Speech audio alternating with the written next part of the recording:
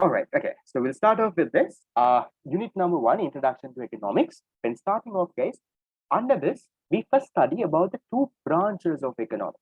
We have microeconomics and macroeconomics, things that I think most of you all know. I don't think there's anyone who does not know this. So what is microeconomics? In microeconomics, what we do is we study about one small part of the economy. Let's say how a household is behaving, how a firm is behaving, or let's say how an individual is behaving. We look at that case. We study a small part of the economy. That is what you call microeconomics. For example, let's say what is the demand for petrol? Petrol is only one good in the economy. The demand for that. What is the demand for, let's say, Apple iPhone? One good, right? What is the cost of production in a firm? One firm. That is what we call microeconomics. We study only one small part. But then, now the examples are there, guys. You all can read through. We have macroeconomics. What is macroeconomics?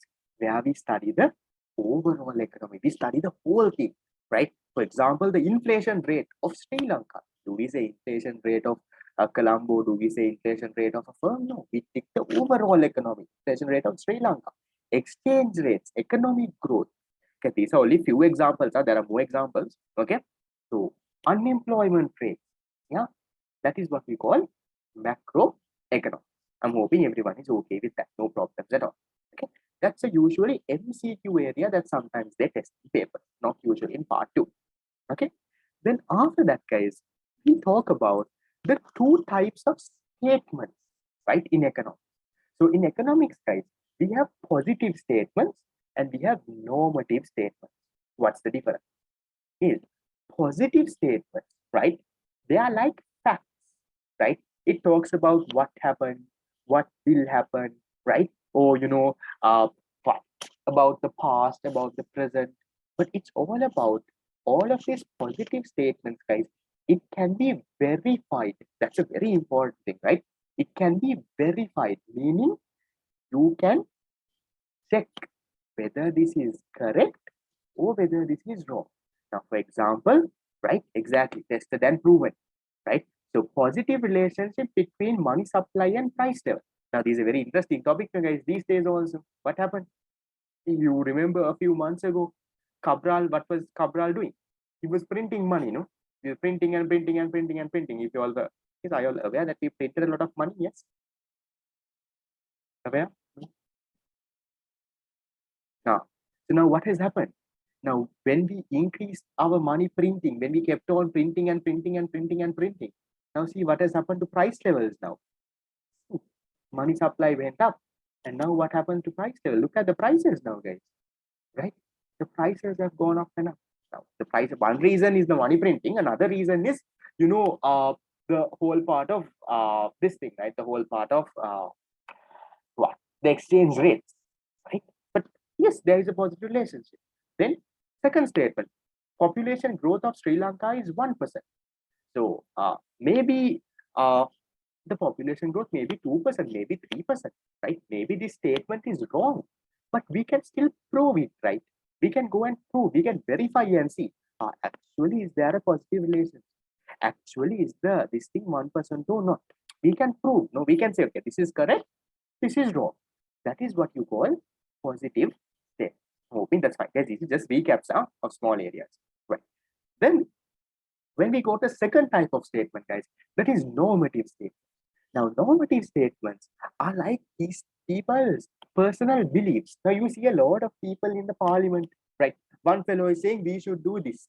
Other fellow is saying, no, we should have this guy, right? This guy, one fellow is saying what they're saying is, okay, the current president and the government should resign and go. Other fellow is saying, no, they should not resign, they should stay. Yeah. So, whatever things, right? These are personal beliefs, guys, based on what one person knows, based on his judgments, based on what he's been following, he's making a statement. Now, these statements, guys, there is no right or wrong. It's subjective. It differs from person to person, right? Now, for example, I will say, for example, okay, advanced level exams should be postponed, right? Because I'll say, okay, power cuts and all of these teachers strike, students were not able to learn, we have to postpone A levels. I say we should.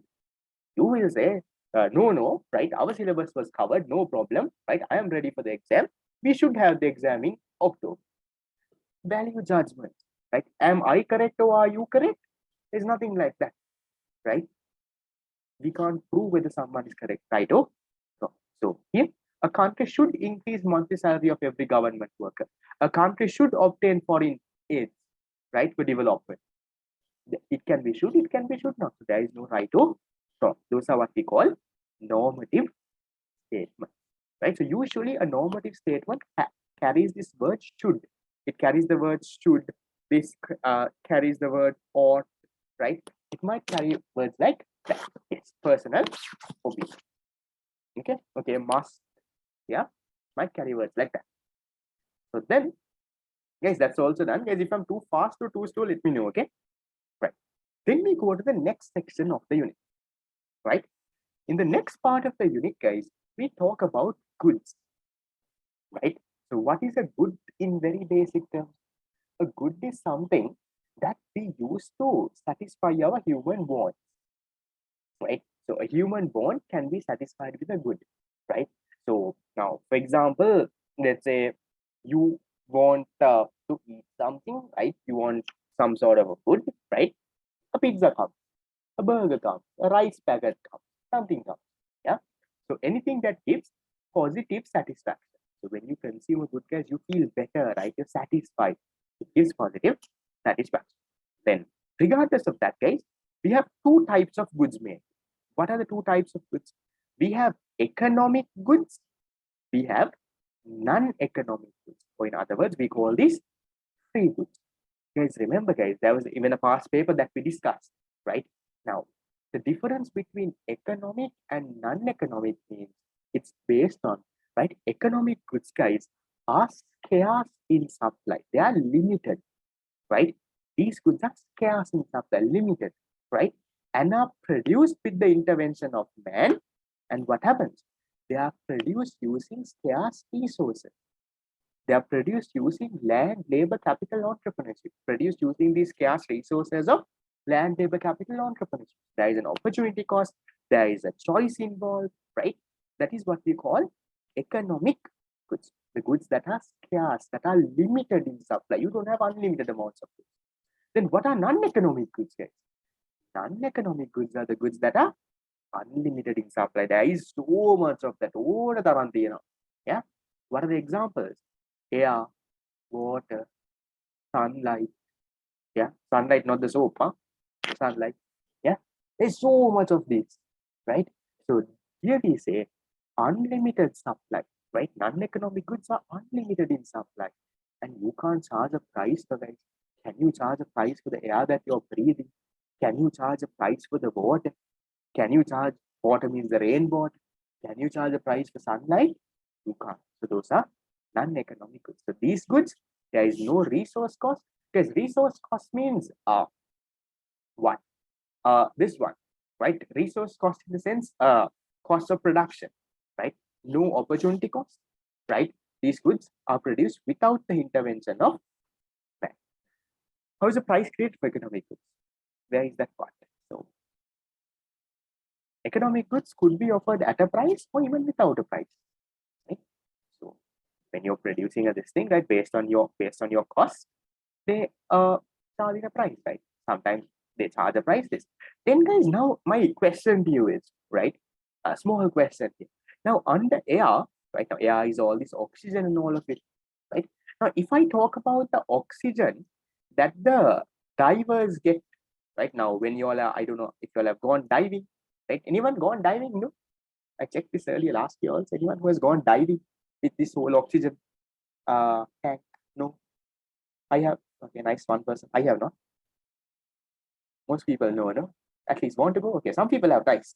I'm guessing that's a good this thing. I don't think you need to know how to swim also. It will be nice. Okay.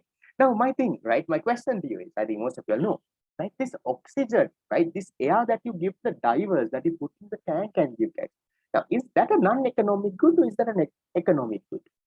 Where does that go? Does it go under this category or does it go under this category, guys? The oxygen you gave for the divers, where do you put that? guys, that oxygen that you get for divers, guys, that goes as economic goods, right? So that part I have mentioned over here.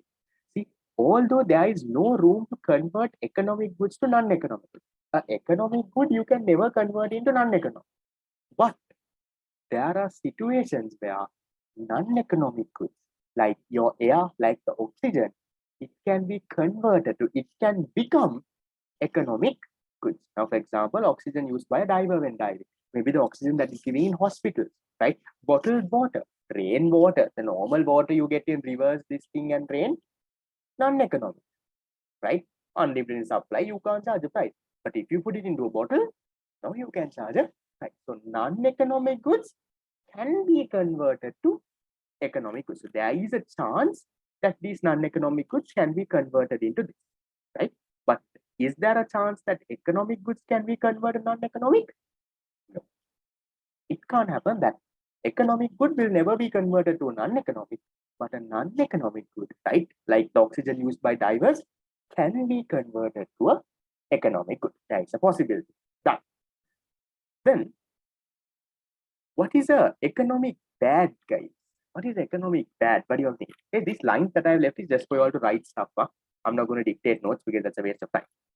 Okay. What is an economic bad, guys? Bad is the opposite of a good. Yes. What is that? Guys, a bad is something that gives you negative satisfaction. Yeah. Now, when we define the good, we said a good is something that gives you positive satisfaction. So when you consume it, you feel good, right? But an economic bad is something, right? When that is there, you get negative, exactly negative utility, right? So a good example is garbage, right? So the consumption or the presence of it lowers the utility of consumption. Because what is utility? It means satisfaction. Huh? Okay. So what happens now when you have garbage and all of it? Is that a good? No, that is a bad. You will pay money not to get it. You will pay money to get rid of it. You will pay the guy who is coming to collect the garbage. Please, take it and go. I don't want it. Right? That is what you call a economic bad. Right? But something that gives you negative satisfaction. Yes, this is again a very common question in your A-level paper. This part here, what is there in the second page, right? This goods, non-economic goods, bads, and all, a very common question when you do the past papers, you all will understand that. So then, after we talked of all these goods, guys, right? Yes, you can give pollution as an example for economic bad as well. Perfect. Economic good is a good that has a price. You agree? The resource cost was not cost. It's like this. No, they will ask you whether all economic goods has whether a price is charged by the consumers. That is what they will ask, right? So you can say yes, economic goods. You can say it's chaos. Yes, you can say it's this, right? But now on this aspect, usually when they talk about a price, they talk about money people pay, right? So you can say now, for example, you can put the government textbooks.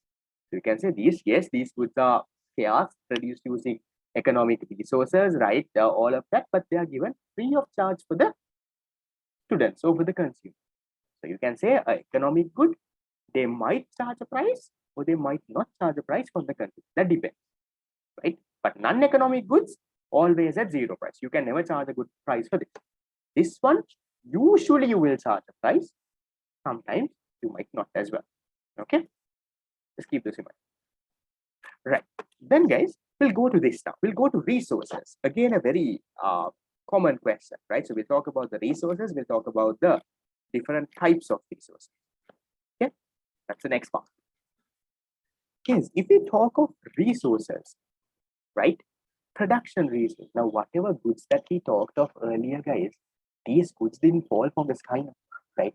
You had to produce these goods, even whatever thing that is in front of you, your phone, no, your laptop, oh, I don't know, maybe something, right? Someone had to produce that, right? So what are these? How do you produce this? You need inputs. Those inputs are what we call resources, right? All inputs used to produce goods are called resources, production resources. So these production resources, guys, can be classified into two, right? You have economic resources, non-economic resources. Just like in goods, we had economic, non-economic. Same way, in resources also, you have economic and non-economic. Now, economic resources. So under production resources, remember, there are two types. One is economic, one is non-economic, one is economic. So under economic resources, guys, this is what we call the factors of production: land, labor, capital, entrepreneurship. Yeah. So economic resources, we say, there, guys, always remember, guys, when the word economic here comes, economic goods, economic resources, the meaning is that it is limited, it is scarce, right? You don't have unlimited amounts of that. So resources are limited, right, compared to the unlimited ones, right? So these resources are scarce, there is scarcity. And when you use these resources, there's an opportunity cost. I'll come to opportunity cost in a while, right? Leave that for now. So examples, land, fuel, things like that. There are so many examples that you can give. Okay. Yes, economic resources are what we call the factors of production. The land, labor, capital, entrepreneurship, those are all economic resources. Okay. Then you have non-economic resources. Yes, non-economic resources, we say, the non-scarce resources, the ones that are available in unlimited amounts, right? The what? The sunlight, the air, the rainwater. Can we say non-economic resources as natural resources? Not really. You can say that, but then there is a question. There is a question in one of my papers also. Are all natural resources non-economic? So don't really go there natural, but you can say it's a gift from nature. Don't word it that way, though. Yeah. Production resources and factor production are the same. No, guys, this is not the same. Production resources, you can have non-economic, economic. Economic resources is what we usually call the factors of production. Okay. So then non-economic resources, like I said before, guys, are what? These are the ones that are unlimited. You have any amount of it, right? Gifted from nature. Now, again, the examples are the same. Guys, were you all there when I explained this in the Beyond the Classroom session? Why is the examples for non-economic resources and non-economic goods the same? How can the resource and the good be the same? Remember? Why?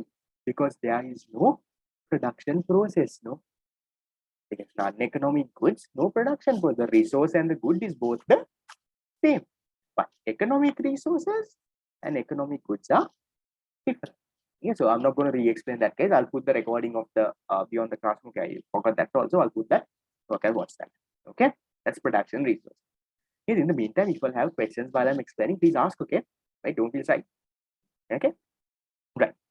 That is also done. Yes, I will shape somewhat okay, right? I'm not too fast. So I need to finish this also in 3 hours. That's why it's called a fast track. Okay, because I need to finish the entire unit in 3 hours. That's why you all have to read and come before also. Yes, okay, I'm repeating once again, guys. If you're going to get the full benefit out of this, you have to follow the study plan, right? You can't just come for class. It's not going to give you the benefit, right? So ideally, this session is done on Monday. So on Sunday, you're supposed to go through your theory and revision note, right? Theory and revision or theory or revision, right? You're supposed to read that. On Monday, you're supposed to read the fast track note and come. And then in the class, we will discuss this. Yeah. Don't come out of the blue all of a sudden and listen to this. It's not going to work. Right? Because in 3 hours for me to cover the entire unit, you have to come somewhat prepared. Only if you do that, you will achieve your 90 and you will do a good job, right? So I'm hoping that you all will take it seriously or will change your normal plans that you all work with. And please make sure, guys, I know fast track people, I know I give the recording, right? But please make sure that you come to class, guys. You can't collect these recordings and watch later. You don't have time because every single week there is a study plan. Every single week there are different things that you're going to do, right? So if you're not going to do this thing this week, you can't do the next week's part, right? If you're going to collect all the recordings, giving the recordings, no, I'll watch it later, not going to work. Recording is there only if you miss some part, connection issue, power cut, couldn't understand, so want to watch again. It's there for that. It's not there for you to purposely miss and watch later. You can't get. I'm telling you now, since it's the very first class, if you're with that mentality that, I will collect all the recordings and I will watch it later, it will never work.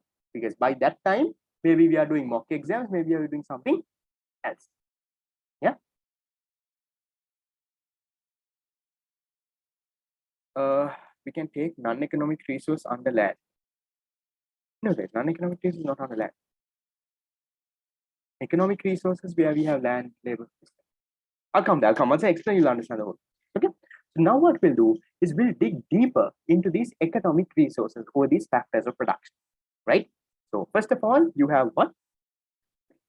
You have land, right? But here, guys, remember this, right? So here, now when we say, now there is a big question, guys. Now I'll clarify this properly, right? Some of you all confuse land and confuse non-economic resource, right? Land is not non-economic resource. Land is an economic resource. Now, what is the what? Let's say the condition for an economic resource: resources that are limited in supply. So, land is the natural resources that are limited in supply, right? So, you have natural resources like sunlight, air, rain, water, unlimited, non-economic resources. But there are some, right? There are some what? Natural resources that are limited. That is what you call land, guys, right? So here, yes, guys, all classes will be online because I have a lot of people outside Colombo also. Yeah. So when you talk about factors of production here, thank you. So when you talk of these factors of production, yes, guys, economic resources and factor of production. So I have put the word like this.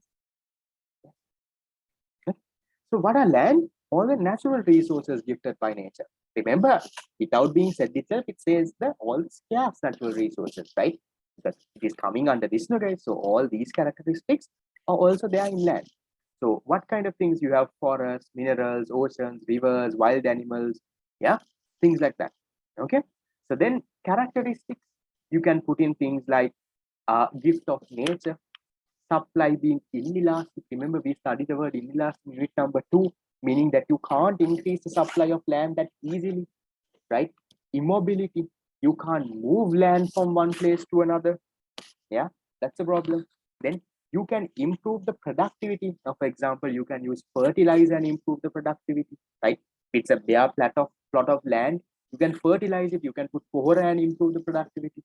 Non-uniformity, that means land in one area is not the same as the land in another area. For example, a forest here is not the same as a forest somewhere else. Yeah. And then the payment for land being rent. So those are the basic characteristics. Guys, are we okay with land? Say basic. All right. No problem. Land. Okay. So then we'll move to labor, guys. The second one, right? What is labor? Labor, we say, all the physical and mental efforts of people, right? That is used to produce goods and services. We know that. So what are the characteristics? A life factor, that means it's a living being, right? There is mobility, right? Geographical mobility, he can go from one place to another place. Occupational mobility, he can do different occupations. So there is both geographical mobility, ability to move from one place to another, occupational mobility to do different tasks, labor is able to, right? And then heterogeneity, that means it's not the same. My physical and mental efforts are not the same as your physical and mental efforts, different. You can improve productivity of labor. How can you improve the physical and mental efforts of people? You can give them education, you can give them training, you can improve it that way. Then labor is able to make decisions, right? And organizing things, right? And then the payment for labor is wages. Simple characteristics. Yeah. No, land and capital are physical resources. Labor and entrepreneurship are human resources. Yeah, that should be there in my theory too. I did not include it here. Okay, land and capital is physical resources. Labor and this thing is land occupational mobile. To some extent, you can say yes, right? But we don't really talk about. Usually, we talk about mobility. We talk about geographical mobility.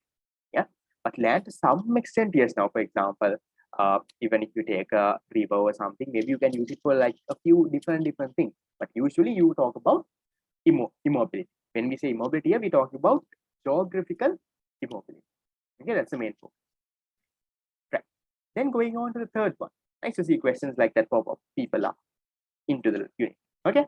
Third one is capital. Now, what is capital, guys? These are all man-made aids, man-made aids which are used in the production process. So, what is this? It's a man-made factor. It's a real factor. It's tangible, physical. You can see it, feel it. Yeah. It's a stock factor. Yes. What is a stock factor? Anyone remembers stock concepts and real concepts? No, stock doesn't mean cannot be stored. Stock. What is a stock factor?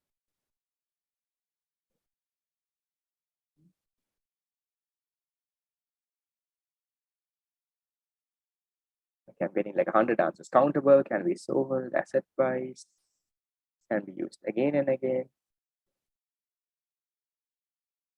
Okay, now if you take this case, is no one remembers, no? Finally. What is the stock concept? Stock and flow, not stock and real, sorry, stock and flow. What's the difference between a stock concept and a flow concept in economics?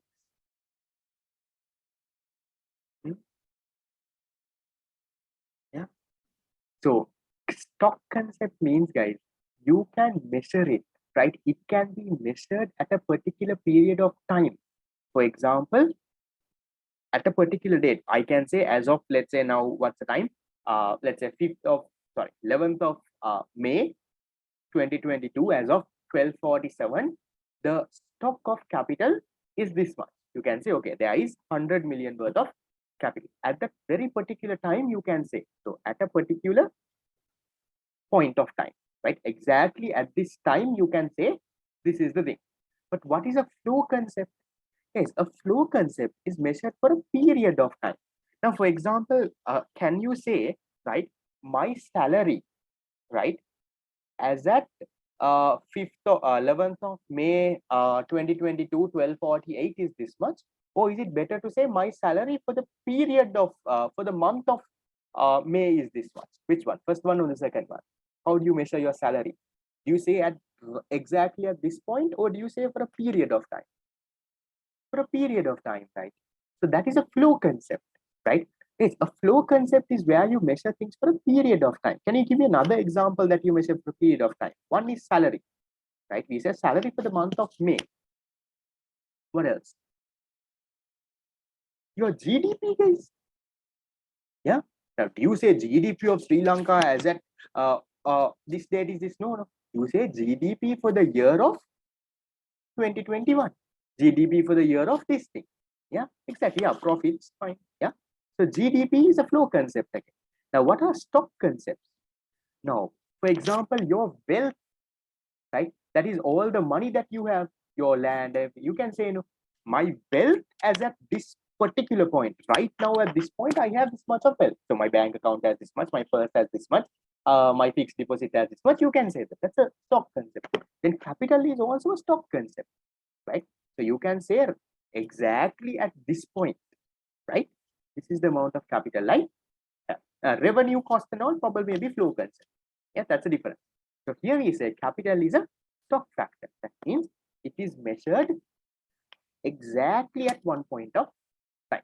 Understood? Yep. Stock factor. You can measure it at exactly one point of time. That's what that. Then consists of productivity, right? That means it can convert goods into these things. Investment is also a flow factor, right? We usually say investments for a period. No? Investments for this month is this one, right? Now here, when we are talking about investments, we are not talking about personal investments, right? We're talking about macroeconomic investments. We're not talking about you investing in the share market or you invest in that. No. Okay. Right. Statement of financial position. Yeah, you can say it's a flow concept. Like you measure it for a period of time. Okay. Right. Then possibility to use over and over again, right? It does not get consumed by one time. It will depreciate, right? You all know what depreciation is, and the return for capital is interest. So those basic parts, you all know. So then, guys, This I have not included in the note. It will be there in whatever theory or revision things. I felt it's not very important. You need to know the different forms of capital. What is fixed capital? What is real capital? Right, this is the same thing. Fixed, real, and physical capital. This means all the tangible fixed assets. Then what is circulating capital? This is your raw materials, work in progress, finished goods. That. What is economic overhead capital? Economic overhead capital is all the capital that helps in the production and the distribution of goods and services. For example, highways, airports, right? Those are economic overhead capital. What is social overhead capital? The capital that is used to supply, let's say, or provide a basic necessity. For example, drainage systems, hospitals, schools. That is social overhead capital. What is human capital? The knowledge, experience, the training that people have. Then what is natural capital? For example, you can say farmlands, those kind of things. What is social capital? Right? Social capital is the interaction, the human bonds that people have, right? So all of these guys should be there in whatever theory or revision note. Remember, for a study plan, I was supposed to read this before I come. So those are there in that. It's not very important. That's why I have not mentioned it, because I have summarized the note. Okay. Now, natural capital is like this. So for example, if you take, right, now natural capital here, you can, for example, you can take a farmland, right? Now, a farmland. Now, even you can take, for example, you can even take, let's say, a reservoir. Now, those are not land, no, guys. These are man-made, right? But along with nature, that could be natural capital. Yeah, that's natural capital. Okay. Yeah. Done. Okay.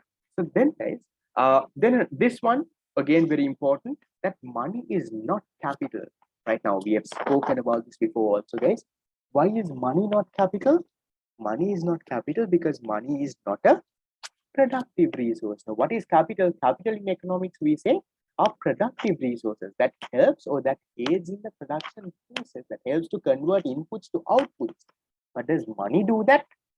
Money doesn't do that, no. Money can't convert inputs to outputs, no, guys. So money is not considered as capital. Money can only use to buy capital, right? So money simply facilitates trade, but itself is not a productive resource. When we answer questions, I will give you all a proper, more detailed answer. But remember that money is also not capital. And then the final one, what is entrepreneurship? Entrepreneurship, right, is where you combine all the factors of production, the land, labor, and the capital. You combine them, right, and you mobilize them, you organize them in order to produce goods and services. So what are the characteristics? Human factor, a generating force. Generating force means he's the one who comes forward and organizes it. He identifies opportunities, positive thinking, flexibility. You can also say a return for entrepreneurship is a profit or a loss, right? So then also I put these guys, the functions and the difference. Again, two very important questions, right? So what are the functions of an entrepreneur? We have 4 functions. Number 1 is mobilizing factors of production. Mobilizing means, he gets everything together, right? And engages in policy decision making. He decides, okay, we are going to produce these goods. This is what we're going to do. Policy decisions means the main decisions of the business. Yeah, that is that. Then organizing production activities, introduction of innovations, and there's risk. Those are the functions of an entrepreneur. Okay. Then finally we have this, the difference between entrepreneurship and the other factors of production. So again, very easy thing, guys, right? An entrepreneur coordinates and combines the factors of production. Other factors are simply employed in the production process. An entrepreneur bears the risk, right? He can get a profit or a loss, but the other factors are guaranteed of a return, right? Entrepreneur makes policy decisions. That means he makes the main decisions. Others simply implement those decisions. They simply follow those decisions. Yeah. An entrepreneur engages in innovations and inventions. He comes up with new things. Others don't do things like that. So please make sure that you all are okay with this. Again, from the factors of production, land, labor, capital, entrepreneurship, the highly tested one is entrepreneurship. And then after that, it's capital. Okay. That is that part. So we take a small break if you all want to.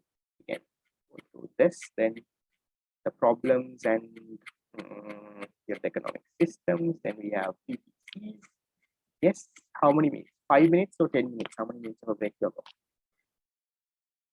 Yes, class will go until 2:30. Okay. Is supply being enlarged means you can't increase the supply easily. That is what it means. Now, land, can you increase the amount of forest or rivers easily? No. Okay, so we'll take a 10-minute break. I will make it 9 minutes. You can take a break until 1:05. Yeah, and then we'll go into the next important part.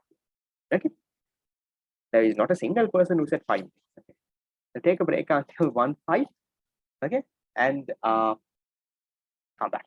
That's 9 minutes from now. Okay.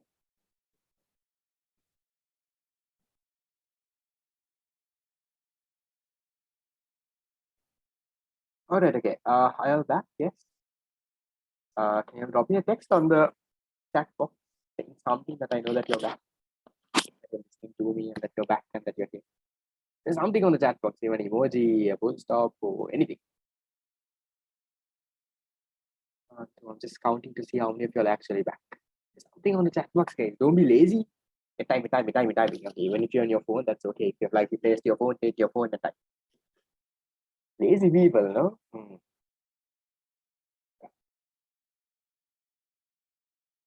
Right. Okay. So, some nice emojis are also coming. Okay, but right. But good news is on my end. I've got the fast track book that I was supposed to print. It's a very nice book. I was just going through it while the class was going on. The printer has printing place has come and delivered it to my doorstep and gone. I just had a look at it. It's nicely printed. I know with my virtual background, I know it's very visible. It's a nice book. I don't know if I can show a video though, but yeah, it's like 150 page book.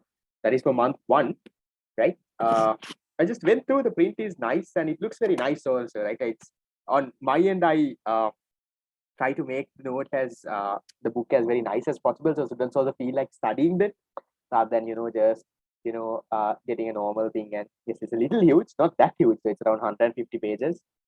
So 6 months, so you all will get around 6 books like that. So 6 into 150, that's around 900 pages.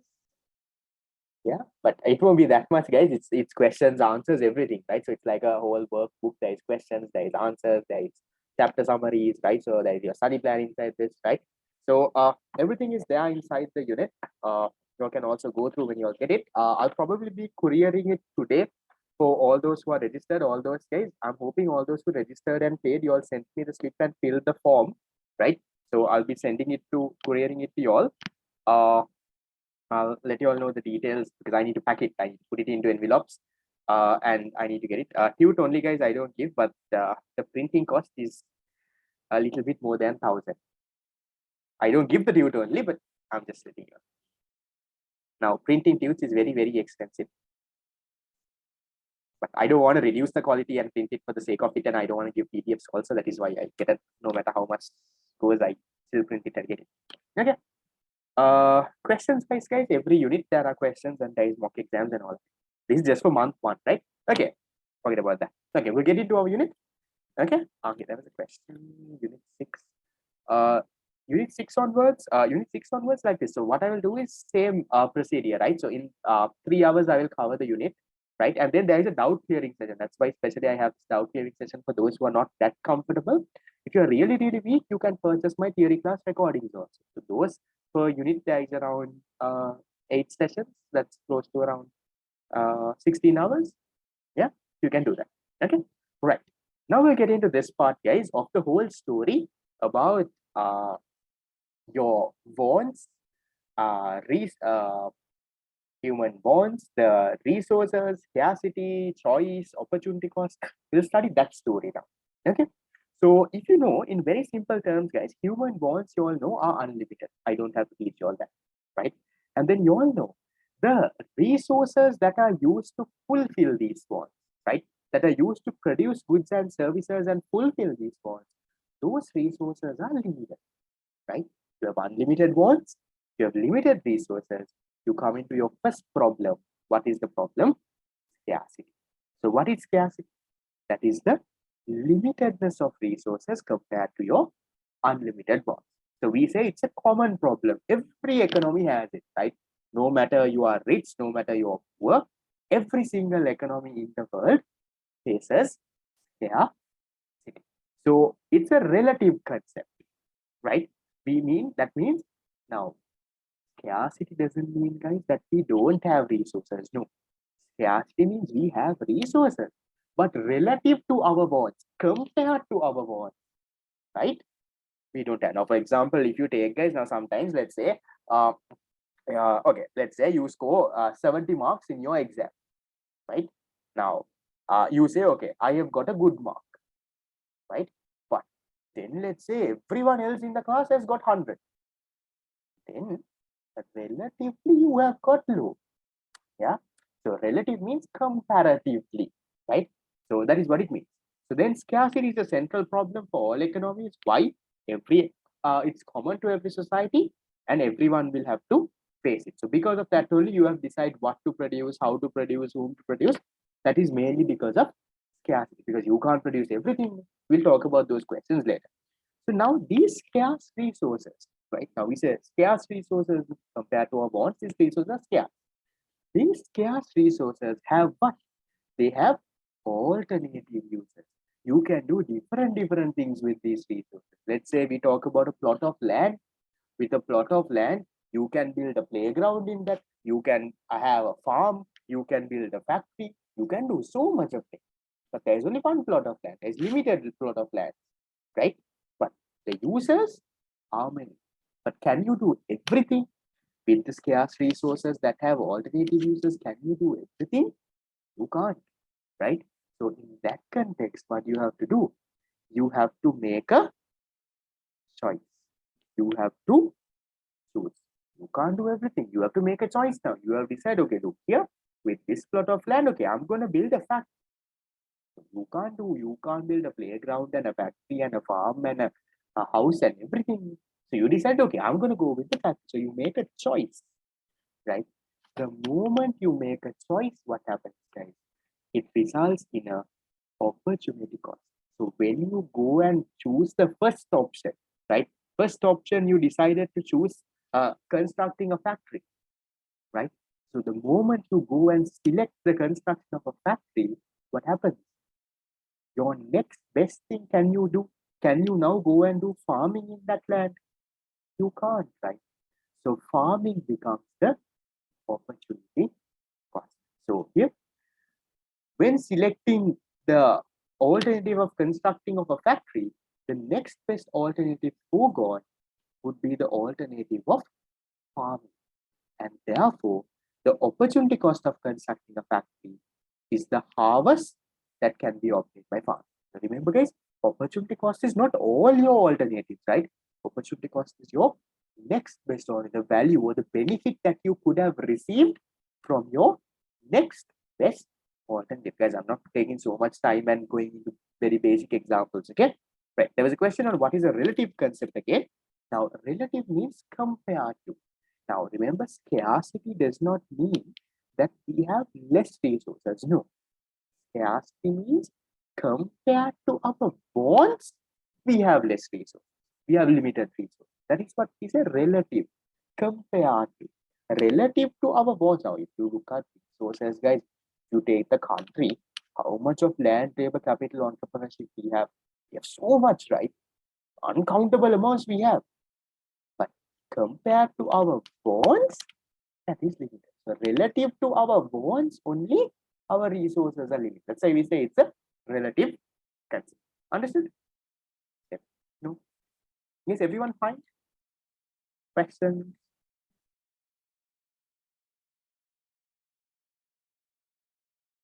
Yeah.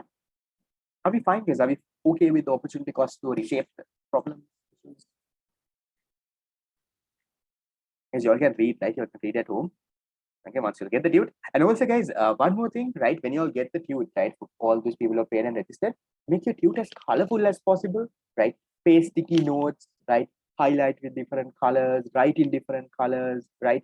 You can use colored pens to write your notes, right? Paste small things here and there, like make your book, right? On my end, I can't do all of that and send it to guys. I can't write the notes and I can't paste sticky notes and send it to you. So on my end, I'll make sure that the book is nice and nicely printed. On your end, see if you all can make that book more colorful and attractive. I'm saying this not because of anything else, guys, because the moment you do that, you itself automatically like to learn the subject, guys. You itself feel that it's very nice. You also want to open the tute and read, then right, you also want to study, right? When you use color pens and all, you feel like coming back and going through that again. Yeah, it's psychologically proven. Yeah, rather than just uh keeping that book and doing nothing about it. If you can do things like that, right, then read things on the internet, maybe read your main theory note, anything additional, take a small sticky note and write and paste it, maybe even an A4 sheet.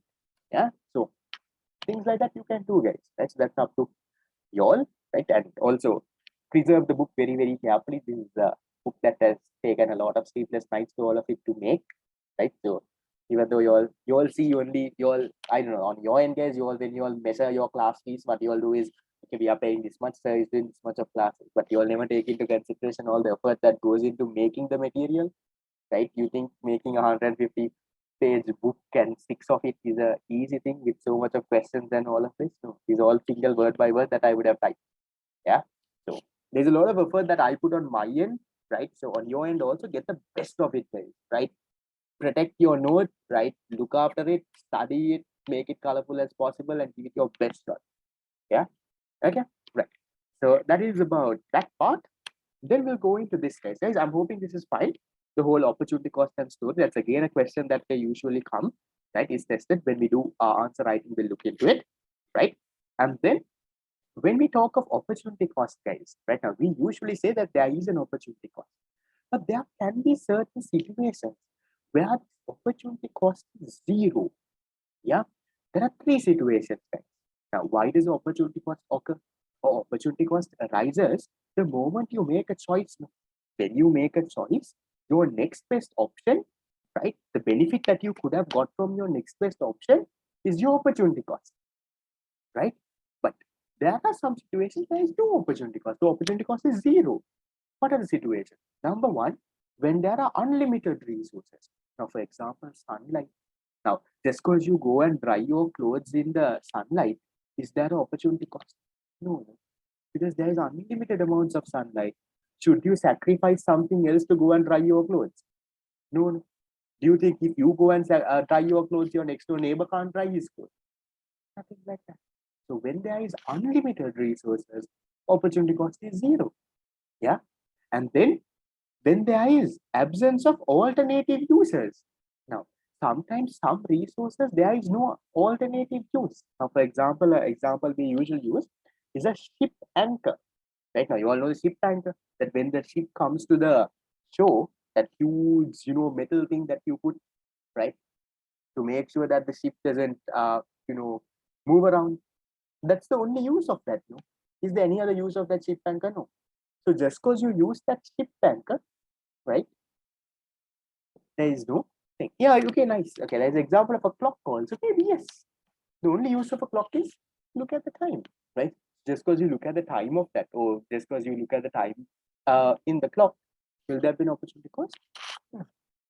And then the third one, when there are unemployed resources. So in other words, like there is in the chat box, when the resources are not fully utilized, I'll copy and paste that, right? So along with the point 3, yeah, when resources are not fully utilized, or when resources are unemployed. So when resources are not being used, right? You don't do anything with the resource. Then also there is no point, right? Then also if you use it, now if that resource has not been used at all, now you take it and now you use it, right? Is there an opportunity? No. Are you sacrificing something to use that resource? No. Now, for example, what I said in my class earlier, right? In previous class, I was told about your laptop or your phone that you're using for this class, right? Right now, when you use it for this class, there's an opportunity cost because you could have played a game or gone on WhatsApp or done something. Instead, you're joining the class. There's an opportunity cost. But if this phone or laptop that you're joining the class from has been just locked in your almirah and kept, and now just for this class you took it out, so are you sacrificing anything? No. When the resources were unemployed, again, there is no opportunity cost. Can you buy only the book? No, guys, I don't give only the note. 1.1 is there is no use of getting only the note also, because the questions and all, especially you need to be there to this thing, and I just don't do that. Yeah. Okay. Is that fine? Safe opportunity cost zero situation. Fine.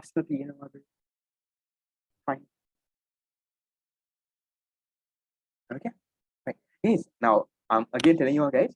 Now, I know sometimes it can be a little fast because it's a fast track. In 3 hours that cover the unit. No? So to get the best use again, right? You read your theory revision notes.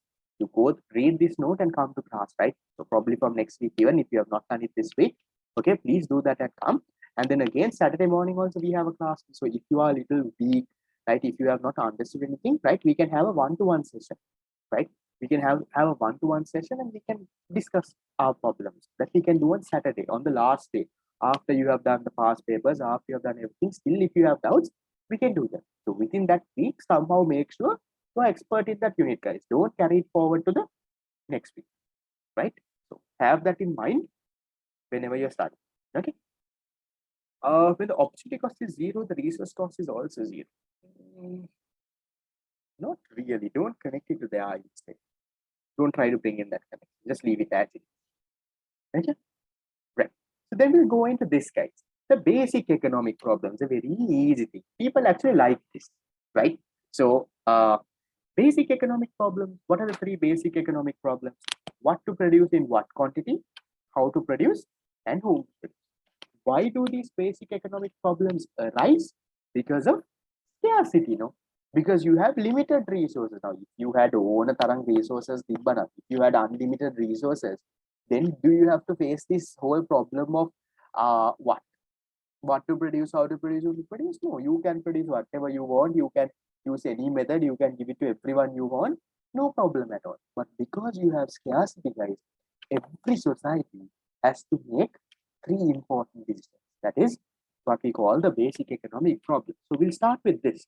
What to produce in what quantity? This is called the problem of resource allocation, right? So what to produce in what quantity, in very simple terms, is about, because you only have limited resources, you have to look at what goods are you going to produce. So later we'll talk about how does the market economy answer this question, how does the command economy answer this question. We'll leave that later. But here, the economy has decided what goods they are going to produce and what is the quantity. After they decide what goods they are going to produce. Now, let's say, for example, Sri Lanka decided right now, okay, we are going to produce buses because some buses are burnt now, right? So we don't have buses now. Let's say Sri Lanka decided we are going to produce buses and we are going to produce 20 buses. We decide. After you decide the first one, you then have to decide how are you going to produce? What are you going to do? Right? Are you going to use labor intensive or are you going to use capital intensive? Right? Are you going to use a lot of labor and make this good, or are you going to use a lot of capital and make this good? You have to decide that how to produce, right? That is the next question. So then first you decide what to produce in what quantity. Then you decide how are you going to produce, right? That is also sorted now. You have produced the good. Then later you have to decide whom to produce. What is this whom to produce? Whom to produce means who gets the good? How are you going to distribute the good? Now, let's say you have produced 1,000 loaves of bread, right? You have used machines and produced 1,000 loaves of bread. Now you have to decide, right? Are you going to use what? Not are you going to give everyone equally, or are you going to give it to anyone who can pay the price and buy? What are you going to? How are you going to distribute this goods? That is what we call whom to produce. See, whom to produce means among whom the total production of the economy is to be distributed. How are you going to distribute? Are you going to give only to the rich people who can pay money? Or are you going to give everyone equally? Yeah, we'll talk about those later. And then, okay, examples of labor intensive and capital intensive, not countries. I can give you industries. Now, there is no labor intensive, capital intensive countries, but you can say industries. Now, for example, if you take Sri Lanka's tea production, guys, tea industry, labor intensive or capital intensive? What do you all think? Labor means you use more labor, capital means you use more capital. tea industry in Sri Lanka is what intensive? It's labor intensive, guys. You use more labor, right? That's labor intensive. Now, for example, if you take, let's say the vehicle production, right? Vehicle production in Japan, that is capital intensive, right? You use less people, everything is running on material. So remember, this labor intensive or capital intensive doesn't depend on the country, it depends on the industry, really. Yeah, things like that. Okay. Because are we okay with the this thing, the basic idea of the three questions? Fine. Yeah. Okay. And there's a small thing here, guys. When I have highlighted here, right? Now, in this, like, this is the question that most of you all get wrong sometimes. Okay. Is this who to produce, right? Is who distributes the good, right? So who gets the good depends on what, guys? How much of the total production, right, you get. Now, for example, let's say the country has produced this much of goods, right? How the amount that your family gets depends on what? From the total production of the economy, right? The amount that your family gets depends on your income, depends on your purchasing power, right? So the use of goods, right, depends upon the person's income. So people who have a very high amount of income, they can get a lot of goods. People with less income, it's a little good. Then what does your income depend on? Your income depends on what? Income depends. Your income depends on what? Exactly. It depends on your factor ownership. How much of factors of production you have. Now, for example, there are people who own buildings, right? They have given those for rent. They own vehicles. They have given those also, right? They own hotels. They have a lot of factors of production, right? So they are earning a higher amount of income, right? The factors of production and the price for those factors. But there are some people, let's say families like you and me, our only factor of production is labor. Father is going to work, he is earning some money, right? That is the only income we have. We have less factors of production. So it depends on your factor ownership. There are some people, they are working also, they own property also, they have buildings also. Yeah, so all of that. So that is the story. Yeah, your person's income depends on your factor ownership and how much of that you're willing to exchange and what is the price you get, right? Now, for example, let's say, there is family A. Let's say they have two buildings, right? So factor ownership is two buildings, right? Price of one building, let's say monthly they are getting from that, let's say is 200,000, right? So they are exchanging two buildings, price they're getting 200,000. Their income is 400,000, right? So in addition to that, let's say that father is working also. So they have one unit of labor, right?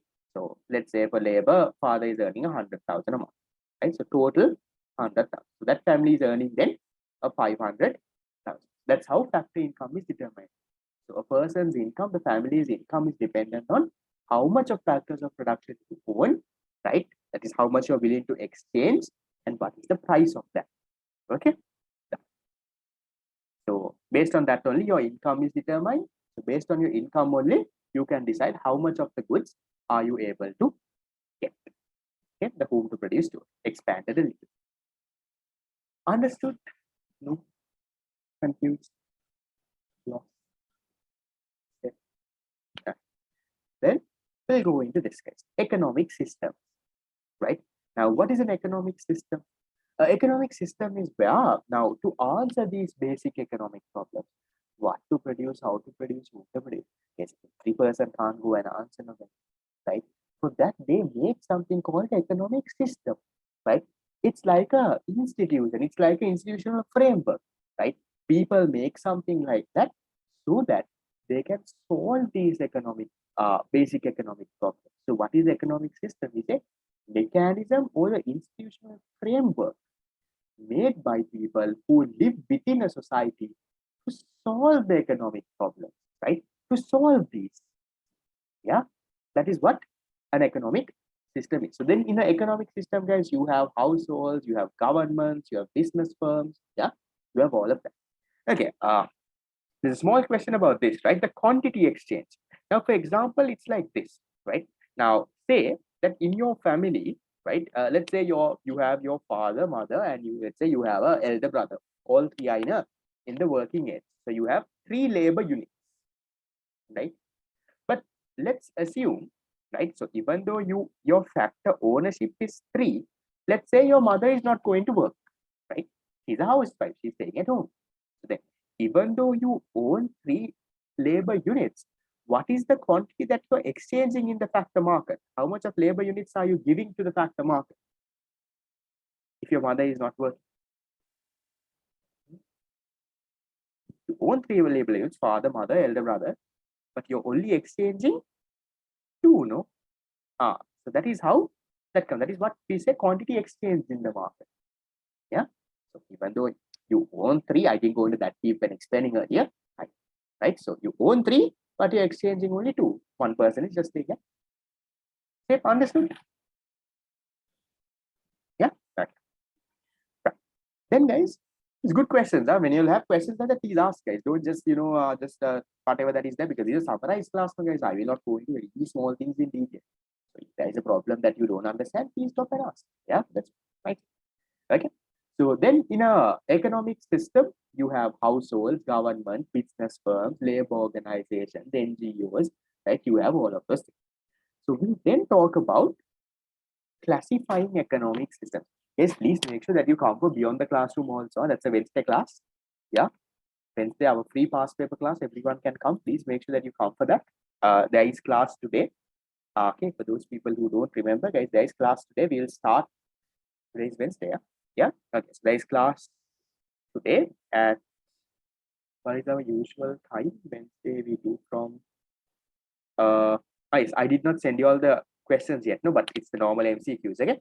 So we'll have the class today from 9 to 11:30. Okay. So remember, beyond the classroom, BYC, I call it short terms. So today we will have it Wednesday from 9 to 11:30 p.m. We are starting the unit 2 MCQ. Okay. So even though I have not sent it, I'm hoping that you'll tried it, but I will send it. I have the document. I'll send it as well. Okay. From 2015 onwards, try to do the MCQs and come 2015 to 2021. This will take around, I'll send the MCQs also, don't worry, but you might have a past paper book also, and I have sent you all the link with all the PDFs also. No? So you can find it there, but I will send the PDF also, don't worry. Just try this and come before the class. After this class, I will finalize that PDF and I'll send. Okay. Right. So coming into this now, classifying economic system. So how do we classify economic system? This a part that some people don't know, right? Now, when they say classifying economic systems, these systems here, there is beyond the classroom group. I'll send the group link, right? So if anyone is not there, you all can join that. Okay. Only if you're not there in the beyond the classroom group, join it, guys. I'll send the link in the fast track. There is a week 1 class group. I'll send the beyond the classroom one group link into that. If you're already there in the beyond the classroom group, please don't join, right? If there are 2 groups, because sometimes you join group 1, you again joining group 2 also. Same thing only I send. So only join 1, I'll send it after this class. Okay, right. So classifying economic systems, yes, this is something that most people don't know, right? Usually when they say classifying economic systems, everyone will say, okay, market economy, command economy, what? Mixed economy. In this class, guys, fast track, I will not be yes, that is external to this class, guys. Beyond the classroom is a separate past paper class, which I do free for everyone. So everyone can come and we can do that. So I will not discuss past papers in the fast track because I will do that in the beyond the class. That's free for everyone, guys. So anyone can come. Okay, that's just past papers, no tube, no printed, nothing. That's that. Okay, right. So classifying economic systems, guys, we classify economic systems based on 3 criteria, right? Learn this properly. Okay. The first criteria that we use to classify economic systems is the decision coordination mechanism. Okay. So if the economic system is making the decisions based on price mechanism, that is where they're producing the most profitable goods, right? They're looking at prices when buying. Suppliers will supply only if the price is high. Consumers buy only if the price is low. Yeah. If all the decisions in the economy, right, is based on the price, right? That is, if the decisions are based on price mechanism, then we call that economic system a market economic system, right? If the decisions in the economy, if the decision coordination mechanism used, if it is the planning mechanism, right? Price is not the main thing. The government plans and sees what are the goods that is most good for the society. And if they produce it that way, right? If they use the planning mechanism, then we call the economic system a command economic system. That's the first criteria of classifying economic system. The second criteria is based on the ownership of resources. Now, what are resources? Land, labor, capital, entrepreneurs. Now, labor can't be owned, but land, capital, and entrepreneurs, right? So, if the ownership of resources, right, and the property rights, if they are owned by the private sector, right? If the private sector can own the land, the capital, the entrepreneurship, they can do what they want, then it's called a capitalist economic system. Yeah? But if the resources are owned by the government, if the government owns it, then we call it a socialist economic system. Guys, remember there was a past paper question asking, are all market economies necessarily capitalist? Are all command economies necessarily socialist? Yes. So over there and beyond the classroom, we would have discussed that a little. Remember? So answer is no, right? Usually, yes, it can be, right? But all market economies don't have to be capitalist economy. But usually, if they use price mechanism, private sector will only dominate and they are the ones who will own the resource. Yeah, but not always, right? There can be exception. Then the third one, right? The third one based on the incentive, right? So if you're using material incentives, that is profit maximizing, self-interest, if that is the one that is motivating you to do something, then it's a market economy. But if you're using coercive incentives, that means you're doing it because someone is forcing you to. You have no choice. Government is saying this is what you have to buy. You have to go and buy. Government is saying, okay, look here, this is what we are going to produce. You're going to get only one of this. No option. You're forced to go and get that. So then it is a command economic system. Okay. And in addition to that case, you also have moral incentives. Now, a good thing is, guys, what is an incentive again? An incentive is something that motivates you to do something, right? Sometimes it's a material incentive. Sometimes because you can earn some profit, because you can get some self-interest from it, you can get some, a benefit from it. That's why you're doing something, right? Sometimes you're doing something because someone is forcing you to. Now, for example, maybe to go to class or wake up early morning, right? Why are you waking? Because your mother is she's scolding you, right? Early morning she's coming and she's off in the fan. And do your parents do that? No. Do they come to wake you up? Do they come and off the fan in the room? You know? Yes. I come tomorrow. Give me a second. No? Okay, I know. At one point I remember my parents did, but not anymore though. Right? At one point they did, right? To wake me up, so they come and do that. Yeah. So what is that? It's a coercive incentive. You're doing that because your parents are forcing you to, right? Then there is moral incentives. A good thing that I would try to explain this. Yeah, now these days government is off the fan for us, I know. Okay, so moral incentives, guys. Now, what is a moral incentive, right? A moral incentive, guys. Now, these things, now think of all these people who are in this Gota fighting and doing all of that. Are they doing that because they're getting some profit or self-in? Are they doing that because someone is forcing them to go there? No, right? They're doing that out of their own belief, right? They want exactly patriotism, right? Their country, they're fighting for their country, not because they are getting a profit out of it, not because someone is forcing them to do it, right? That's their moral incentive. Now, for example, sometimes, okay, let's say if you're going in the bus, right? Someone old gets in, right? You stand up and you give the seat, right? Is that because you're getting a profit or self-interest or someone is forcing you, right? Because that is your values.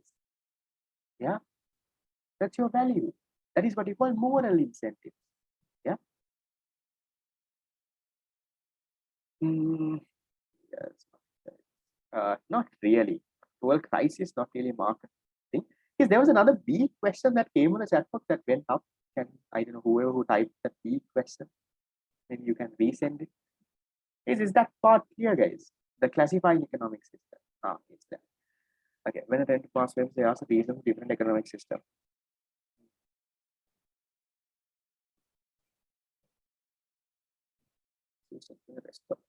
Okay. Then what is a mixed economic system, guys? It's an economic system that uses a mix of these two mechanisms. A mixed economic system uses price mechanism and planning mechanism.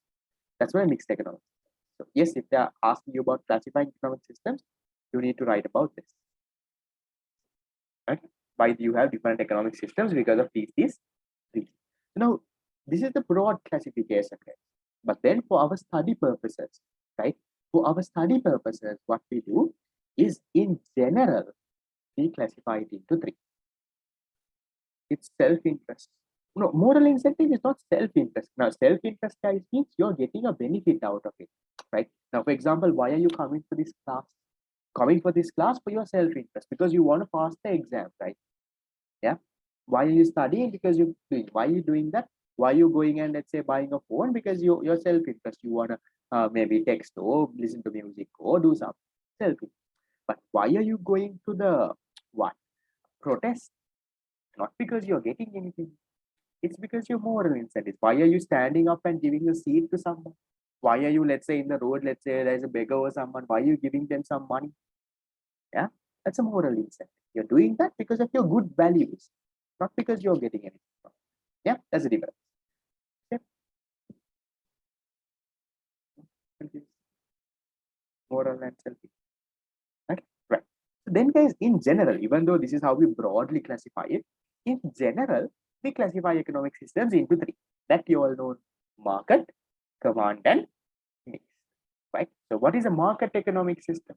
A market economic system is, I'm not going to talk about traditional economic systems and all this. Yeah, we'll talk about socialist in a while, but not about traditional at all. Okay. Coercive means that someone is forcing you to do it, right? You're doing it without any choice. Now, for example, your mother coming and hitting you and waking you up in the morning, right? Or your mother saying, no, you have to go to school. Like, let's say, small days, why do you go to school sometimes, even though you don't have to go to? Because your mother is forcing you to, know. She says, if you don't go to school, she's going to hit you. And you go. So you're doing that activity because someone is forcing you to do it, or you have no choice. Yeah, that's a coercive incentive. Incentive means what makes you do something. So sometimes you have a material incentive, sometimes you have a moral incentive, sometimes you have a coercive incentive.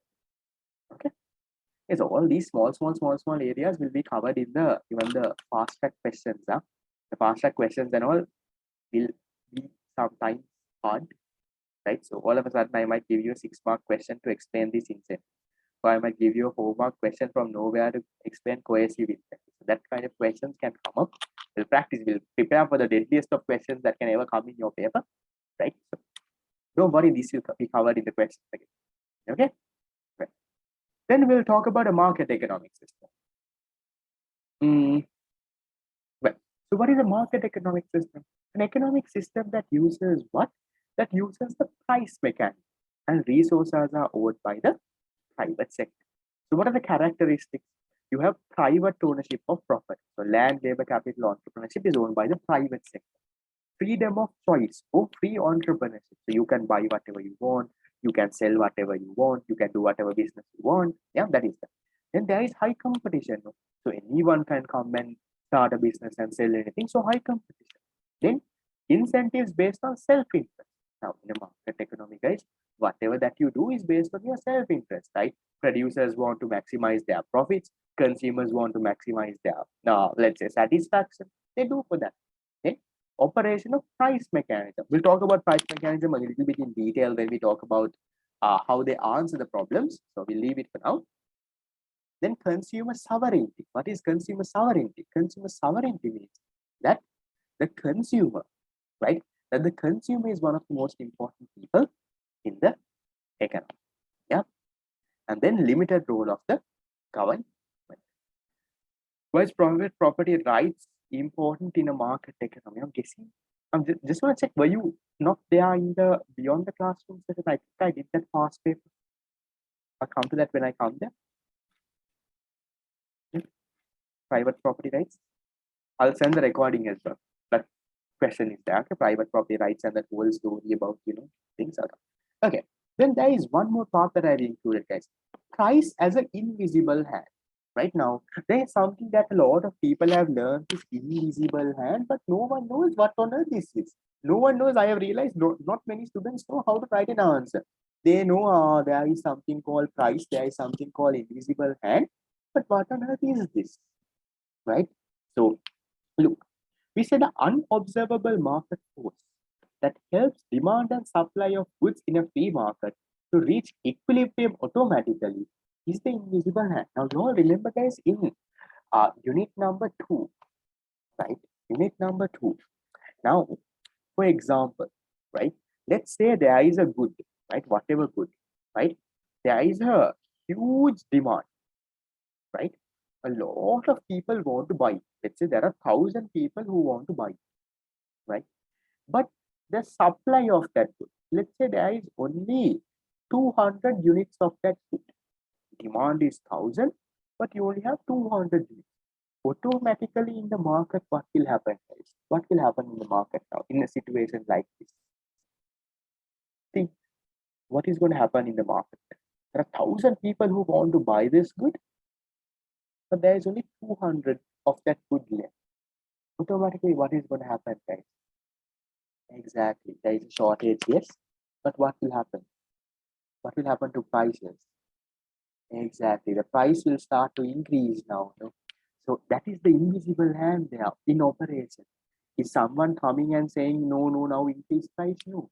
Automatically, when this situation is there, right, the price goes up. So when the price goes up, what happens? The demand will go down, right? Now people are demanding only 500 units because it's expensive. And when price goes up, you all know supply goes up. Now supply also becomes 500. Now the demand and the supply matches. People don't have to go and do something forcibly. Automatically itself, this will happen. It's what we call an invisible hand, where based on self-interest, based on price, automatically itself, the economy will function and go. No one has to interfere or do it.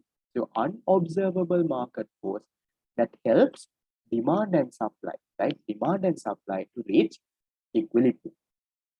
Yes, similar to the market clearing process. Yeah. So here we say the phrase invisible hand was introduced by Adam Smith, right, in the book Wealth of Nations. This fellow wrote this book in some 1700s. Okay. So he assumed that the economy will work well in a free market scenario where everyone works for his own self-interest. Okay, I'll go through the note and then I'll explain. So here we say, he explained that economy will comparatively work and function well if the government will leave people alone to buy and sell freely among themselves. He suggested that if people were allowed to trade freely, self-interested traders present in the market would compete with each other, leading market towards a positive output with the help of an invisible hand. So we say in a free market scenario, when there are no regulations or restrictions imposed by the government, if someone charges less, the customer will buy from him. Therefore, you have to lower your price to offer something better than your competitor. Whenever enough people demand something, it will be supplied, everyone will have. Now, in very simple terms, guys, right? If I am to summarize this once again, right? Now, in a market economy, we believe that there is no government, right? Now, there are these people called liberalists, right? Right. Now, you would have heard this. Have you heard this liberal market economy? No, liberal market economy. Yeah. So in economics, guys, there are some people called liberalists. There are some people called communists, right? Now, these liberalist people, right, they believe, okay, now Adam Smith was one of those people, right? They believe that the government should not be there, right? That if the normal market demand supply along with that, you can handle the economy. You don't need a government. They believe that when the government comes, that causes more problems in the economy, right? So this liberalist idea, these people only have put forward this price as an invisible hand. So they will say whenever there is a problem in the economy, automatically this price will adjust and the market will be fine, right? So if you want to sell more of the good, you have to reduce the prices. Yeah. If you let's say if the demand is higher, maybe you can increase price. If the demand is low, maybe you reduce the price. So automatic price itself will solve all the problems. You don't want the government to come and create problems. That is the liberalist idea. Your syllabus doesn't go into that extent, right? So don't worry. Okay. No, liberalist and capitalist not the exact same thing, so don't confuse that. Yes, invisible hand in the sense, yes, some part of even maybe a signaling function also, right? Where the price plays an important role, right? Price is the main important thing that will be, balancing everything. It has so far not been tested in exams, but you never know. We'll practice questions on this also, don't worry, right? But yeah, that's about the basic idea about the invisible hand that is running around. Okay. Shape, you have some idea, fine. Questions, problems, issues.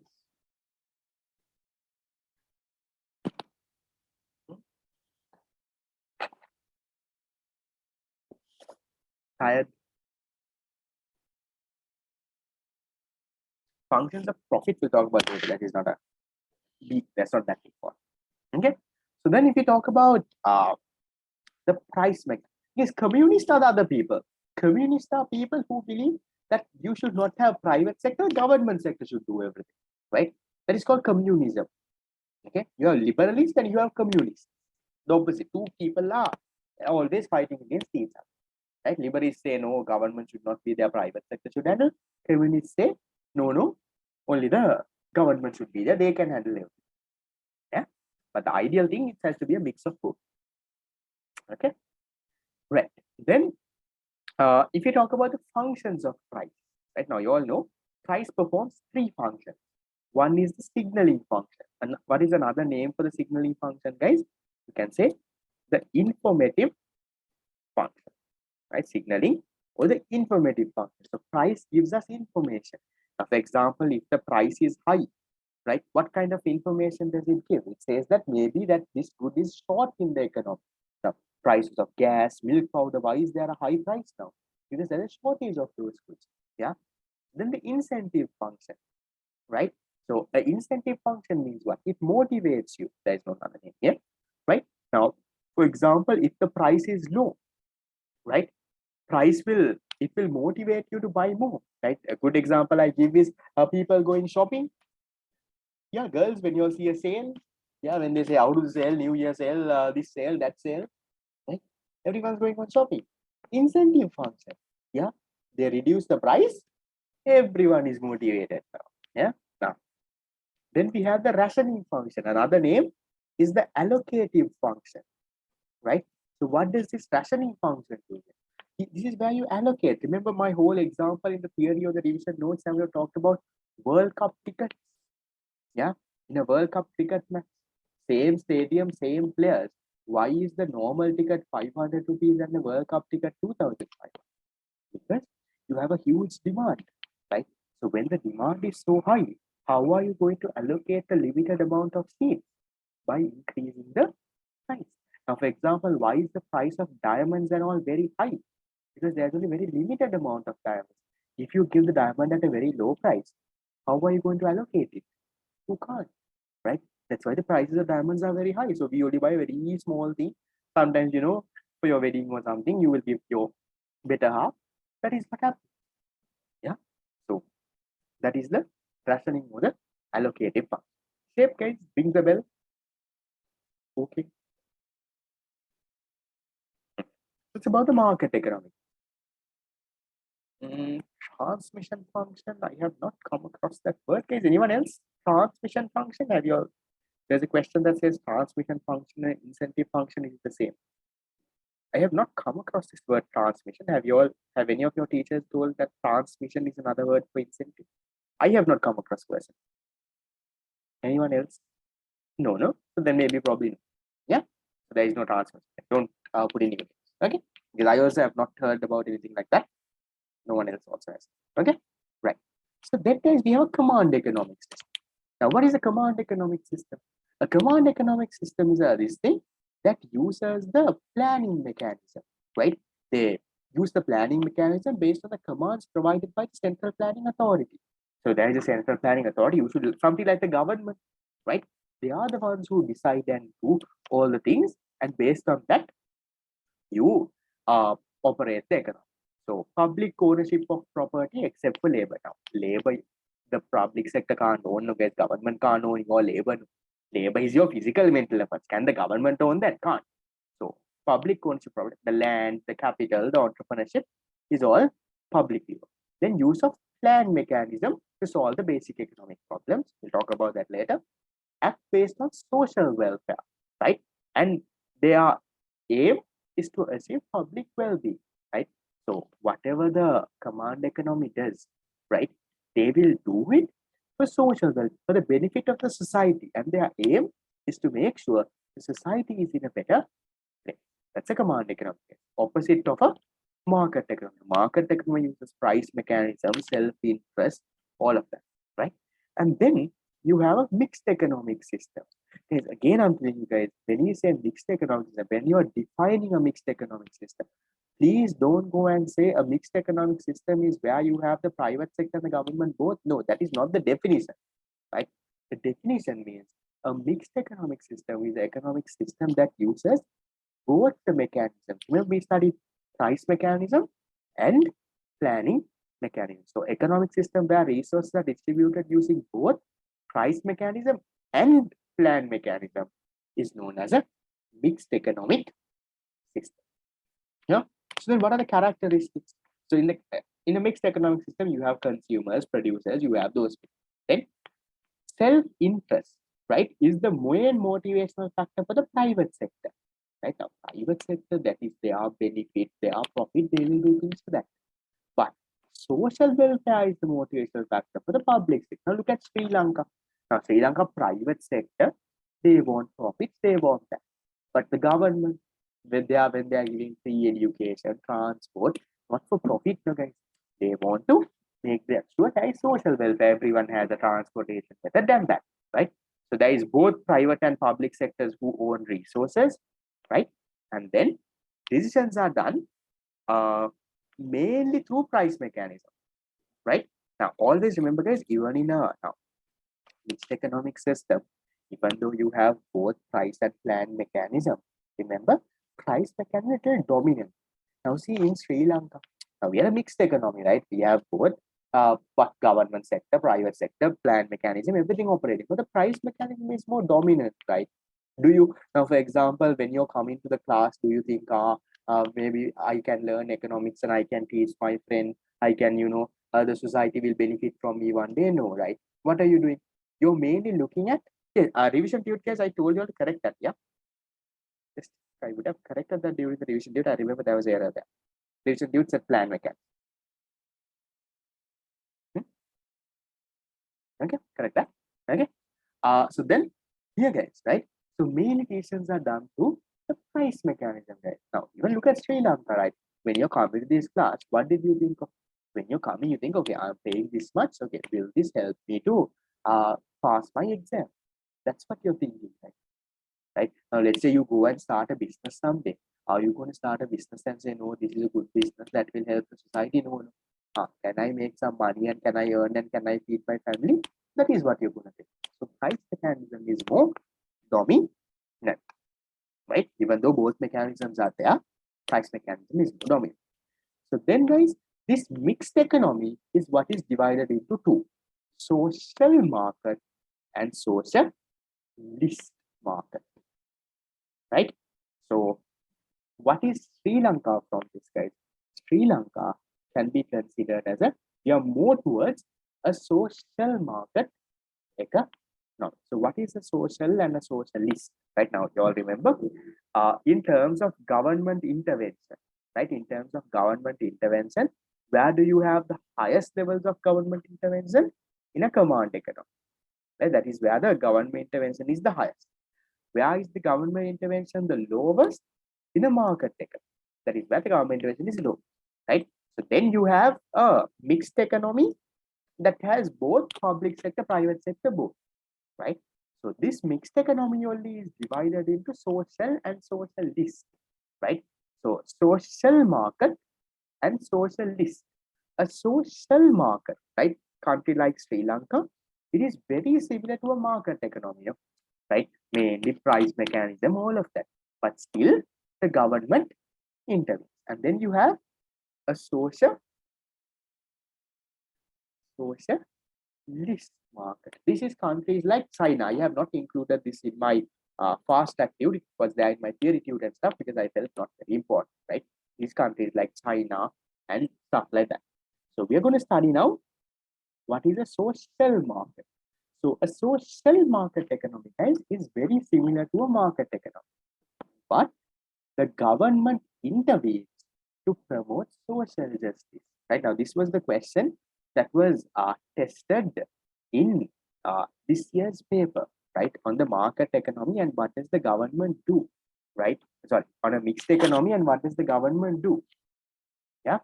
So social market economy, right? What is the social market economy? So here we say, although resources in a social market economy are owned by the private sector, government influences the usage of it. So government intervenes to protect human rights, right? Then in situations of basic human rights being endangered or violated, government will protect those.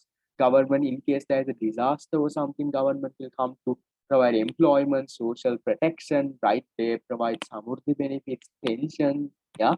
That's all what the government is. And also government collects funds for social protection networks by taxing, right? And then people willingly pay tax because they know the government will help them out with that. That is what a social market economy is. Remember, guys, a social market economy is very similar to a market economy, but the government will intervene. Why does the government intervene? To make sure there is social justice, right? To make sure there is law and order. If anyone's human rights are violated, to protect them. If anyone is facing a hard time, they have lost their job, they are retired. That's why Sri Lanka has pension payments, samurdhi benefits. Yeah? Government will come to intervene that to provide the very essential services like education, healthcare, transport. Government provides those, right? You have public education, right? Public schools.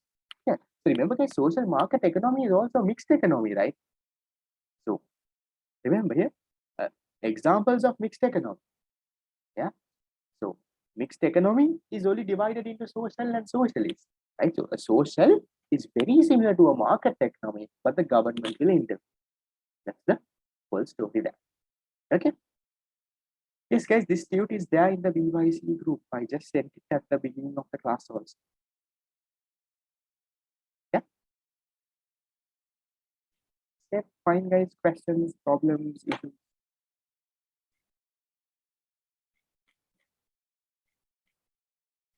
We have this part and then we have the last part.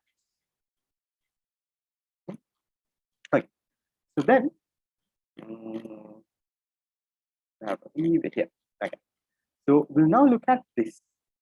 Guys, one more small request, guys. Now, if anyone is registering, guys, I only printed a limited amount of queues based on the amount of students who have registered, right? So if anyone is registering, paying and registering, if you have not yet registered and you plan to register, if you can do it as soon as possible, because I need to get new queues printed. Printing queues, giving it to the printer and getting it takes around sometimes 3-4 days, right? So if I have to do that, I need to sort out. So don't pay and expect your tube to come tomorrow, because I will have to get 3-4 days of this. Okay. Yes, so that's up to you all, right? I'll send the payment details and all of it in the group later. You all can this thing, right? So whatever, guys, whether you all join, whether you all don't join, somehow get this exam done, right? That is all that matters. Okay, right. So then we look at how economic systems, right? How, yes, I'll say the BYC, right? How economic systems answer the basic economic problems, right? So now remember this whole thing that we started, right? Why were these economic systems created? These economic systems were created, right, to solve the basic economic problems, right? To solve those, so what we studied, what to produce, how to produce, whom to produce. To solve these, only these economic systems were created. So now we look at how they solved it. So how does a market economy solve the basic economic problem of what to produce? You all know a market economy solves it based on the price mechanism, right? So based on the price signals in the product market, right? So for example, you have the goods market now, guys. So whatever goods that has a high price, right? When the price is high, you all know the profit that you can earn from that good is also high, right? So based on the signals in the product market, right? That is based on price mechanism, the most profitable goods and services will be produced. So in a market economy, producers will compare the different prices of the different goods.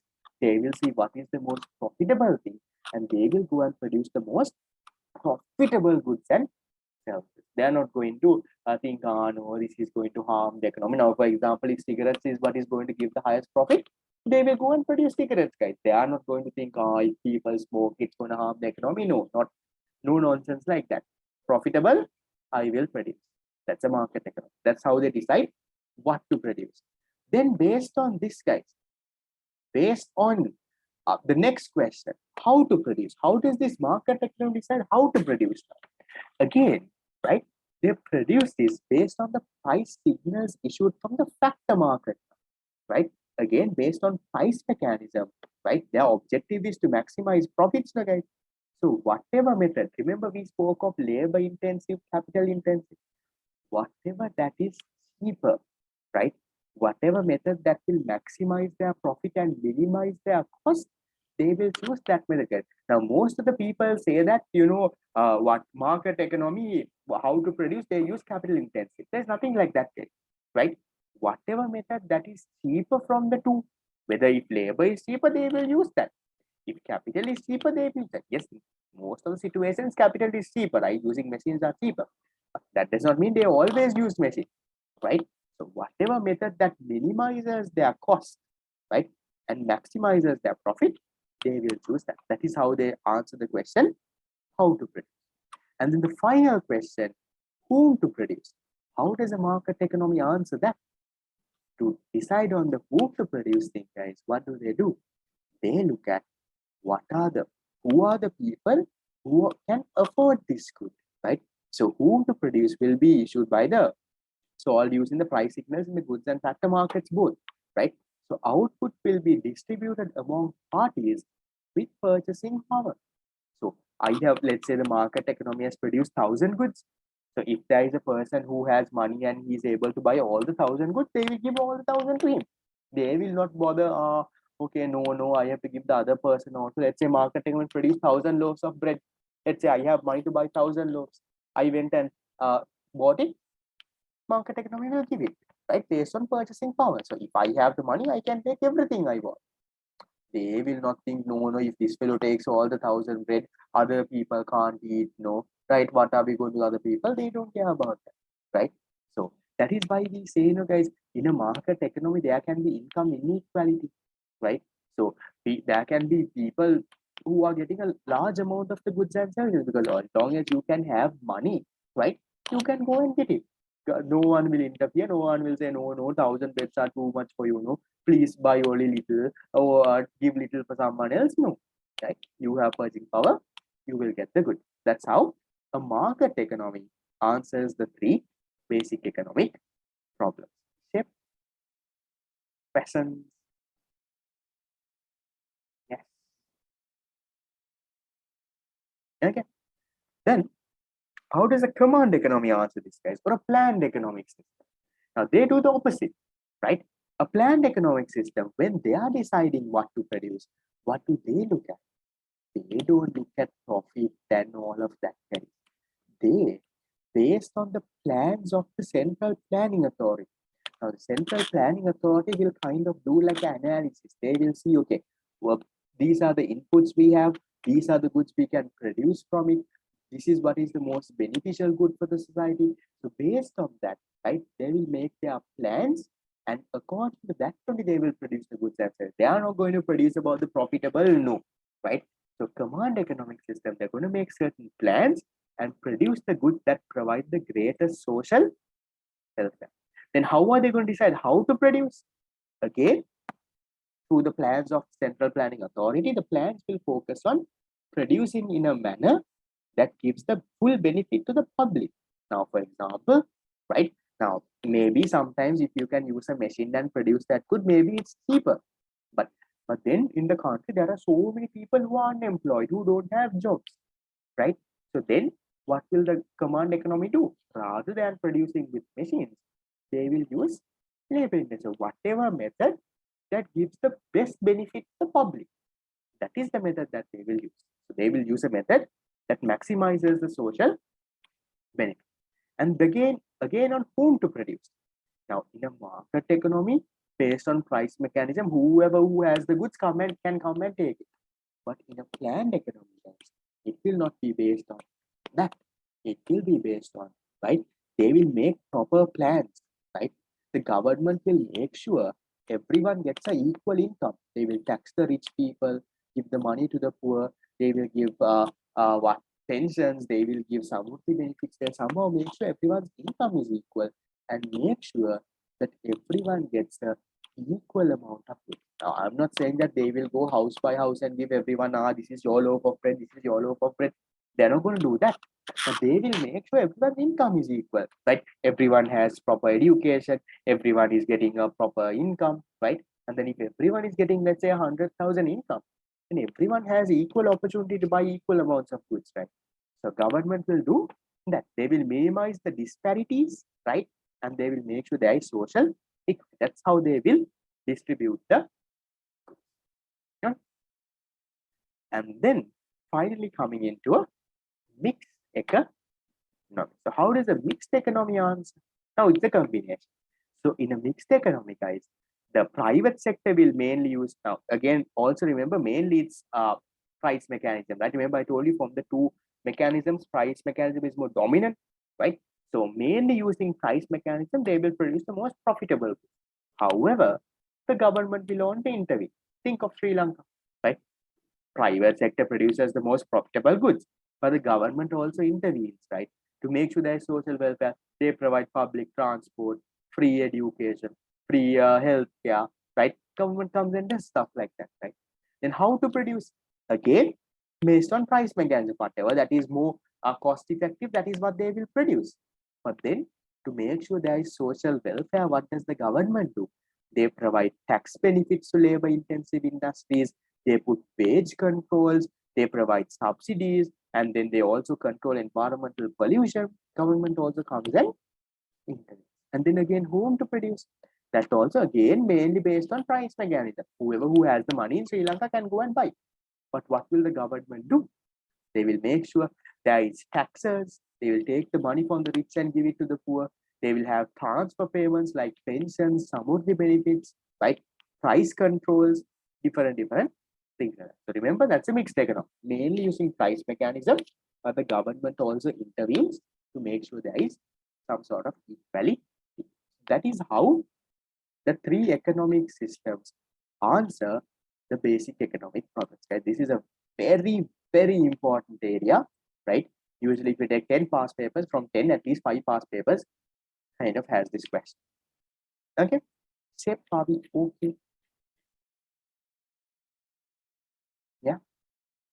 Okay, so then next up we have the PPS area. Okay, so we take a small break. You're going to walk around, tired of staying. Because I will probably go a little bit more than 2:30. I'll finish the lesson hopefully and finish the class, guys. So there's a little bit more, around 4 pages more to go, right? The PPC part, this we can go faster, don't worry. So we take a break till 2:20, walk around and come in another half an hour. After that, I should be able to finish up. Okay, take a break till 2:20 and come. Well, then do it. Okay.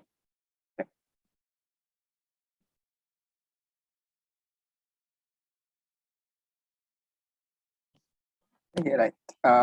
Guessing that you're on the back. Yes, hungry. No, not hungry. I have back. No. There's something on the chat box that I know that you're still here. Some of them have left. I think. Too hungry and they're gone. Okay, right. So if you're back, guys, just a reminder again, right? Our next class will be tomorrow night, My plan is to do it from 7 to 10. I will confirm with my power cut schedule also. These days, actually, my power cut schedule is good. It goes at around 5:20 and comes at around 6:50. So usually my classes start at 7. So it's good. We'll see. Tomorrow, I'll check tomorrow's power cut schedule and see. Right. So if it's the same as of today, then we'll have the class tomorrow at 7. That is the next second class for the fast track program, where we will be doing the paper. Right. So once we are done with this, guys, please make sure that tomorrow when you all are coming for the class, that you all have attempted this paper and come. Right. So this paper, right? It's the PDF version is there. It's there in the PDF, right? So do this paper and come. The people who are registered, I'll send you to you today. Sometimes, if you are lucky enough, you might get the tune tomorrow before the class. We'll see that. Not sure. Okay. Right. Okay. Right. We'll start with this production possibility curve. This is the last area, probably around half an hour. I should be able to finish. So max. Okay. Right. So what is a production possibility curve, right? A PPC or whatever that we call it. We say, right, a PPC is a line, right? It's a line that we draw combining all the possible options, right? All the possible options of output that we can produce, right? When we use all our resources, right? When we utilize all our resources in a country. So there are a lot of assumptions in a PPC.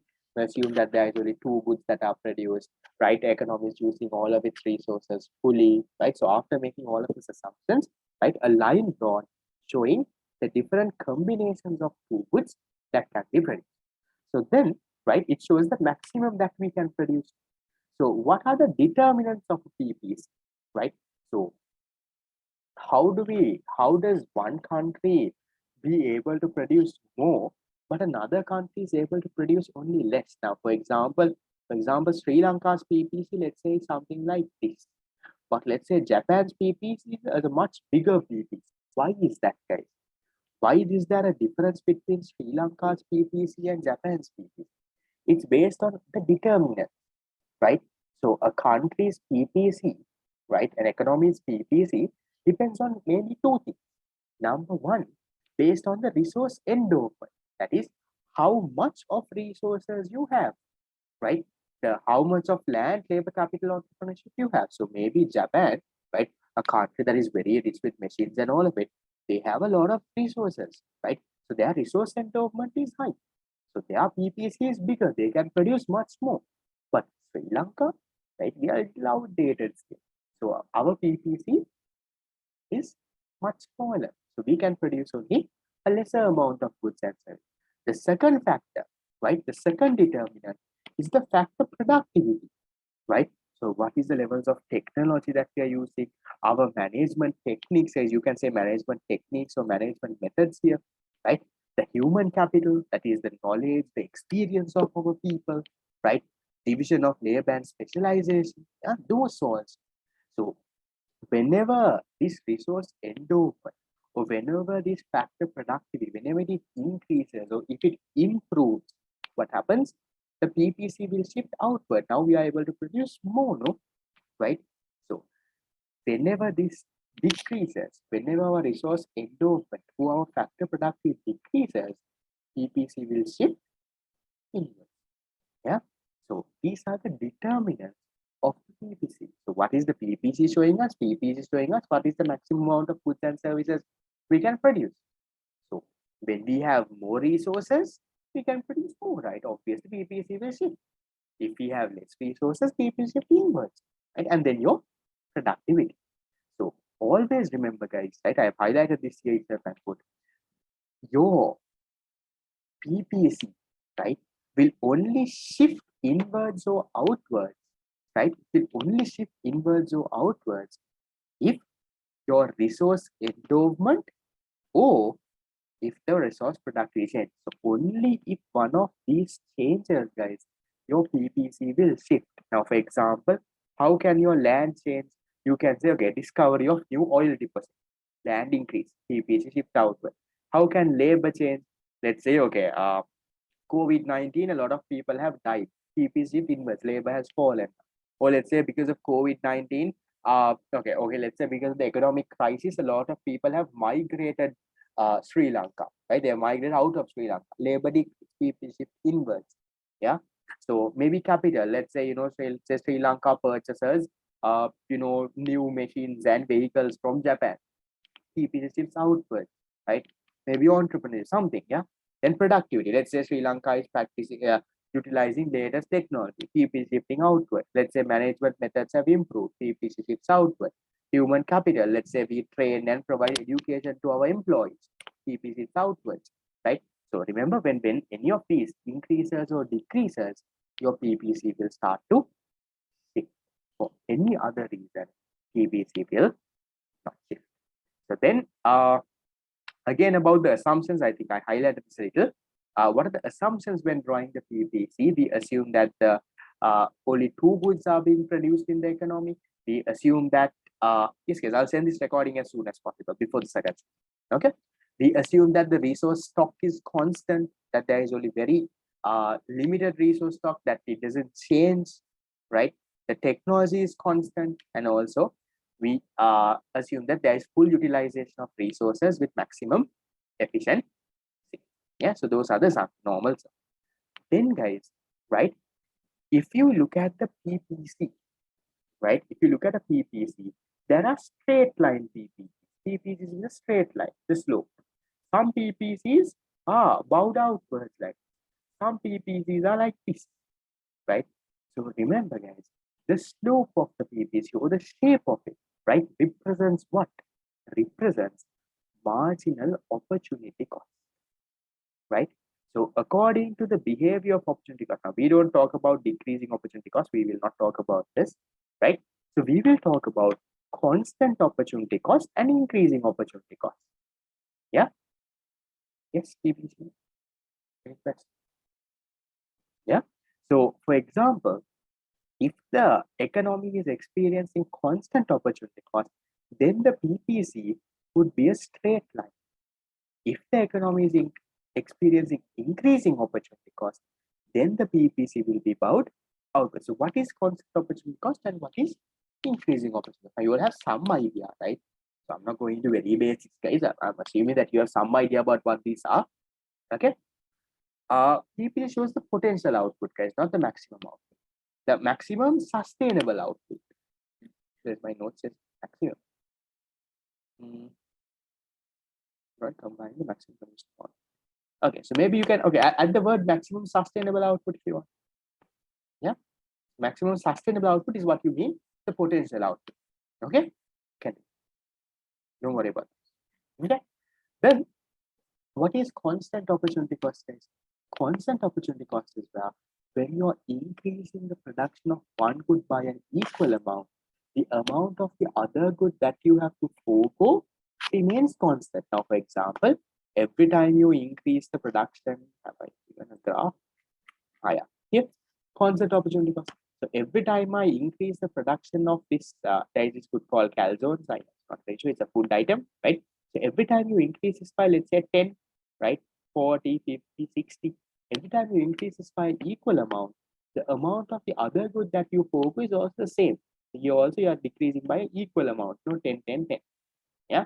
So even if this is 6 and 5 and 4, also it's still constant opportunity cost now. So reducing by the same amount. But look at increasing opportunity cost. Here, whenever you are increasing the production of one good by an equal amount, right? The amount of the other good that you have to forego keeps not increasing. So first you have to give up only a little, then you have to give up a lot. Right now, these numbers are not very on point and accurate. I'm hoping that you all remember this story. Guys, are you okay with that shape, right? You all want me to dig deeper? Well, okay with constant and increasing opportunity cost? No? Anyone lost the basic area? Okay, I'm just revising here. Anyone needs help? The shape, right? Constant opportunity cost and increasing opportunity cost. Yeah. So constant is where every time you increase the production of one good, you forego the other by equal quantities. Increasing opportunity cost is where when you keep on increasing the production of one good, you have to give up more and more of the other good. Okay. So then you have that. Based on that, you have the shape and you have all of that, right? Why is the MC curve upwards? MC marginal cost. Talking about the marginal cost curve. Okay, I know where did the question come when I come to MC allocation. Okay, right. So I have spoke of this guys. You can just read this. Okay. Okay. Then what are the reasons, guys? Why do we have constant opportunity cost? Why do we have increasing opportunity cost? Guys, from these two, what is the more practical thing? More practical and more realistic? Is it constant opportunity cost or increasing opportunity cost? From the two of this, what is the more practical? What happens in real life? What do we have? Constant or increase? It's increasing, right? So in the practical world, guys, remember, it's increasing opportunity cost that is more, right, realistic. Then if you look at constant opportunity cost, right? So what are the reasons for constant opportunity cost? The reasons, one reason, you have homogeneous resources. That means the resources in the two industries are the same, right? And then the resources efficient for one industry are efficient for one industry are the same for the other industry. So resources are efficient in both the industries. So you can revert this and say the resource productivity is the same in both the industries. Then you can say technology is constant, no problem, right? That is the reasons for constant opportunity cost. Then what are the reasons for increasing opportunity cost? Why do you have increasing opportunity cost? When the resources between the two industries are non-homogeneous, not the same, right? And then resources efficient for one industry are not efficient for the other industry. And the technology and the production methods are different from one industry to another. So in that context, you will have increasing opportunity cost. But if the resources are the same, if the resources are similarly efficient from between both the industries, then you will have constant opportunity cost. Yes, these and all I did not go very in detail, right? I'm just recapping your knowledge. Okay, so please make sure that you all have some idea, okay, right? So if it's increasing opportunity cost, guys, the shape of the PPC will be concave to the origin, like that. If it's constant opportunity cost, it will be a straight line PPC. Okay, so if people like are finding this a little hard and you're little lost, one thing that I would recommend is to start studying your theory notes, right? Your theory, whatever class you would have gone to, and then I remember last month a lot of people purchased my theory class recordings also because you did not have a way of studying. So for those people who have purchased, so you have any note, no guys, you have some note, no note and recording. Okay, forget about recording, you at least have a note, no guys, right? So please go through these areas, and these areas are very common even on YouTube also, right? So you can search on YouTube also and learn these areas. Yeah. So look into those things, right? Okay. Then we'll move into the final section of today's unit, right? So this is about representing microeconomic concepts. So this is very easy, guys. I'm not going to take a lot of time. So simple things, right? How do you represent scarcity? Scarcity is a point unattainable. You don't have enough resources to produce that. So scarcity, according to this diagram, is point A. So point A represents scarcity, a point outside the PPC because it is unattainable. Then how do you represent alternative uses? So any point, guys, any point on the PPC, inside the PPC, anything is alternative use, right? So you can use your resources to produce, let's say, okay, 150 this, 150 this, or let's say 60 of this, 100 of this, right? So different uses. That is alternative uses, right? So then choice is from those alternative uses, you're producing at one point. So you can say, okay, different alternative uses are there, but we have decided to produce at point B, and you can highlight that and show. That way you can show choice. Very simple too. Okay. Then if you look at opportunity cost, how do you show opportunity cost on a P? Right? So maybe now, for example, guys, okay, just to recap once again, right?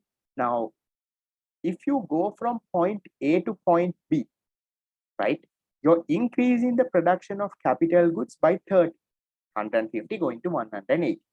You're foregoing the what consumer goods by 100.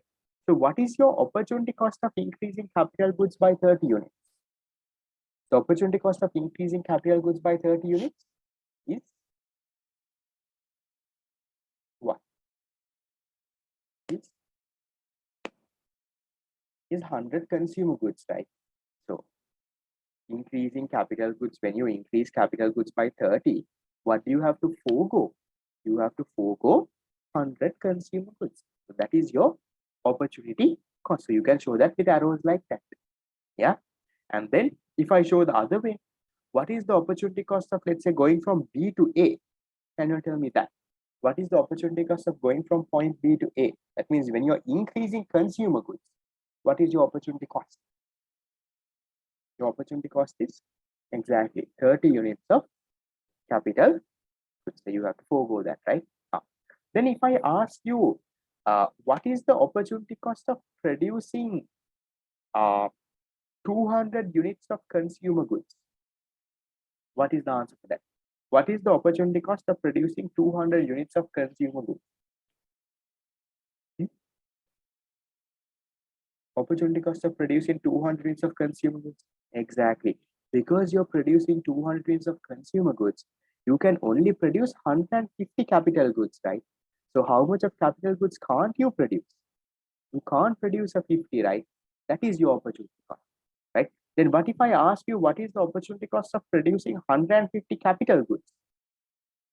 What is the opportunity cost of producing 150 capital goods? It is what? 100 consumer goods. No, because you're producing 150 capital goods, you can't produce this amount of consumer goods. You can only produce 200 consumer goods. So 100 consumer goods is your opportunity cost. So I'm hoping you all are able to figure that out, guys. All of that explanation is there. So I'm hoping that you all read and came. So the whole explanation is there, right? All what I explained, don't worry. So all in this part. Okay, so that is why I want you to read and come, guys, because we don't have time in the class to read one by one. Okay, right? So on your end, to get the best of the program, read the note and come, right? I am giving you all a printed nice book also. So you read, you highlight, you go through your notes and you come prepared. Right? You come prepared for the class, then you get the best of the class. You do the past papers, you do the questions, you clear your doubts, you do everything within that week itself. Make sure that you're expert in that unit. Don't drag it further and further. Okay, so then okay, then we move on to this, right? The part of economic efficiency, right? So how do we, what is economic efficiency? Right, now this is again a little bit of an important area here, right? Economic efficiency, and then almost unit is over, right? Listen, right? So what is economic efficiency, guys? Economic efficiency is where, right, you produce the most desired goods and services, right? What the society wants at the most optimal level, that is at the most efficient level, right? So you use all your resources at the most efficient level and you produce the most desired goods and services of what the society wants. So in order to achieve this condition, of economic efficiency, guys, you need two criteria has to be met. One is you need to achieve production efficiency, and you also have to achieve allocative efficiency. You can say production, you can say productive efficiency. Yeah, no problem. Okay. So what is this production efficiency or productive efficiency? This is where from all of your resources, you're getting the maximum use of it, right? From all of your resources, you're getting the maximum use. Guys, another way of defining it, you can also say producing, right, at the least cost uh, uh,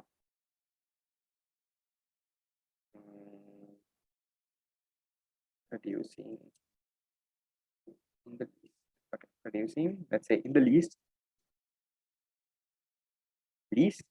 cost method. So you produce at the lowest cost method. That is also productive efficiency. So when you use all of your resources, guys, for your maximum level, when you use all of it at the maximum level, automatically you're producing it at the least cost method, right? So in order to achieve productive efficiency, you all know there are two conditions, right? What are the two conditions?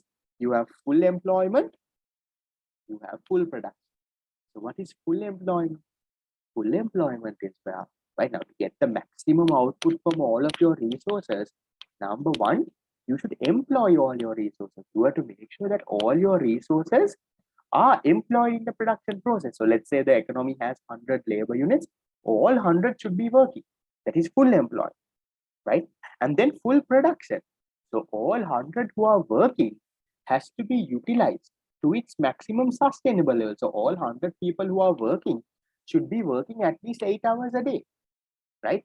If they are not doing that, then there is a problem. Now, you can have full employment. You can have all 100 people working. But let's say one person is working only 2 hours a day. Then do you have full production then? No full production. So if all your resources are employed, right, and they are used fully, right, is full production, then you achieve production efficiency. So always remember, guys, whenever you have achieved production efficiency, you will operate at any point on the PPC. So any point on the PPC represents productive efficiency. That means you have utilized all your resources to the fullest also, right? And you're getting the maximum benefit from. And then, right, to achieve economic efficiency, first condition, yes, is production efficiency. But just utilizing your resource to the fullest and getting the maximum output is not enough.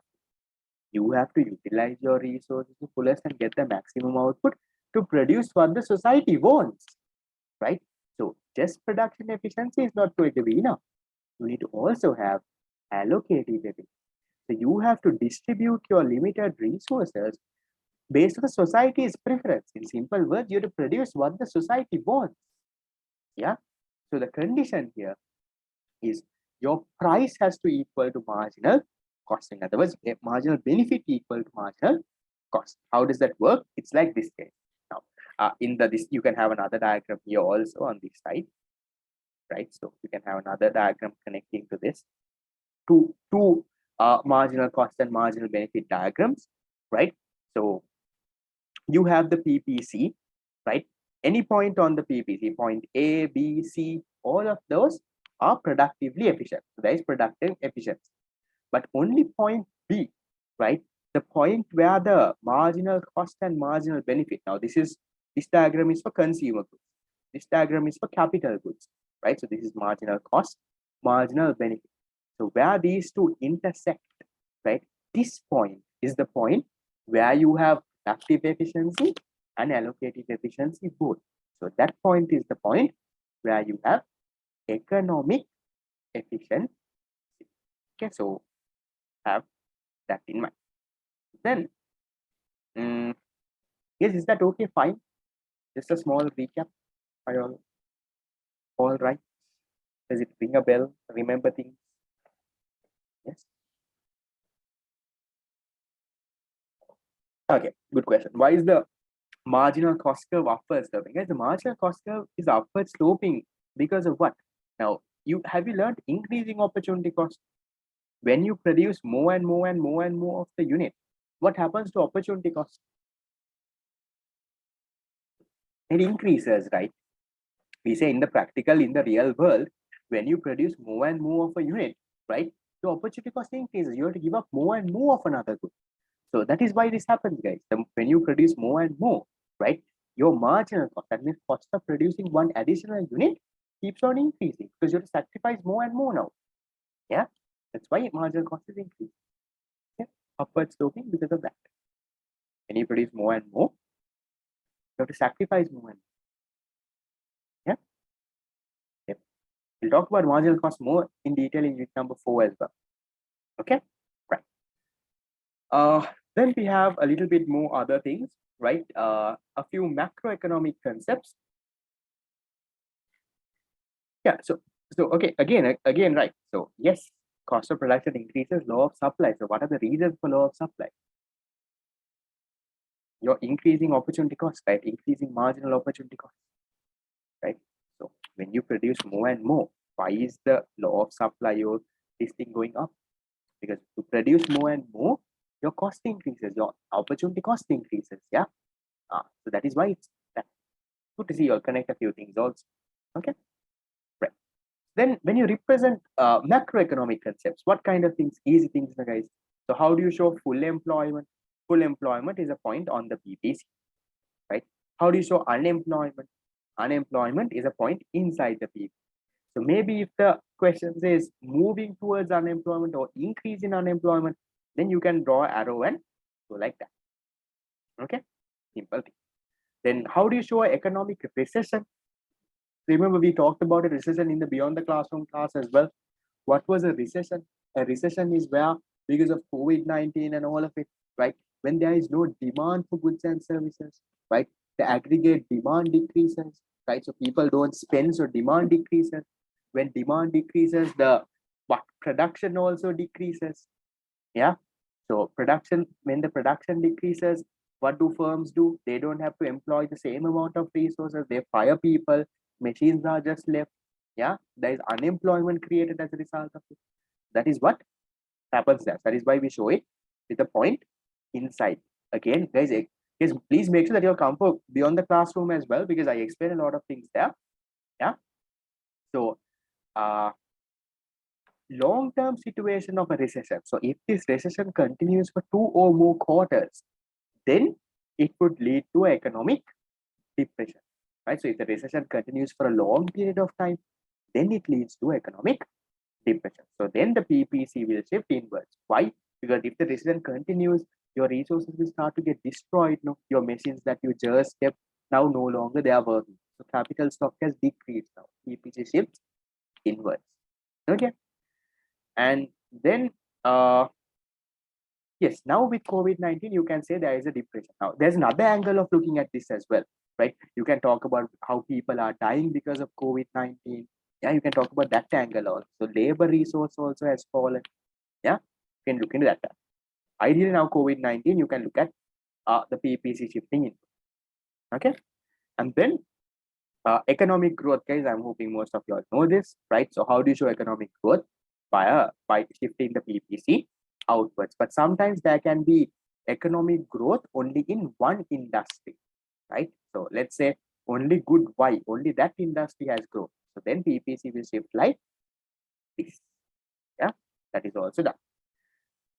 Then the final part of this chapter, that is all that is left. Guys, please make sure that you do the paper and come again next class. That is tomorrow.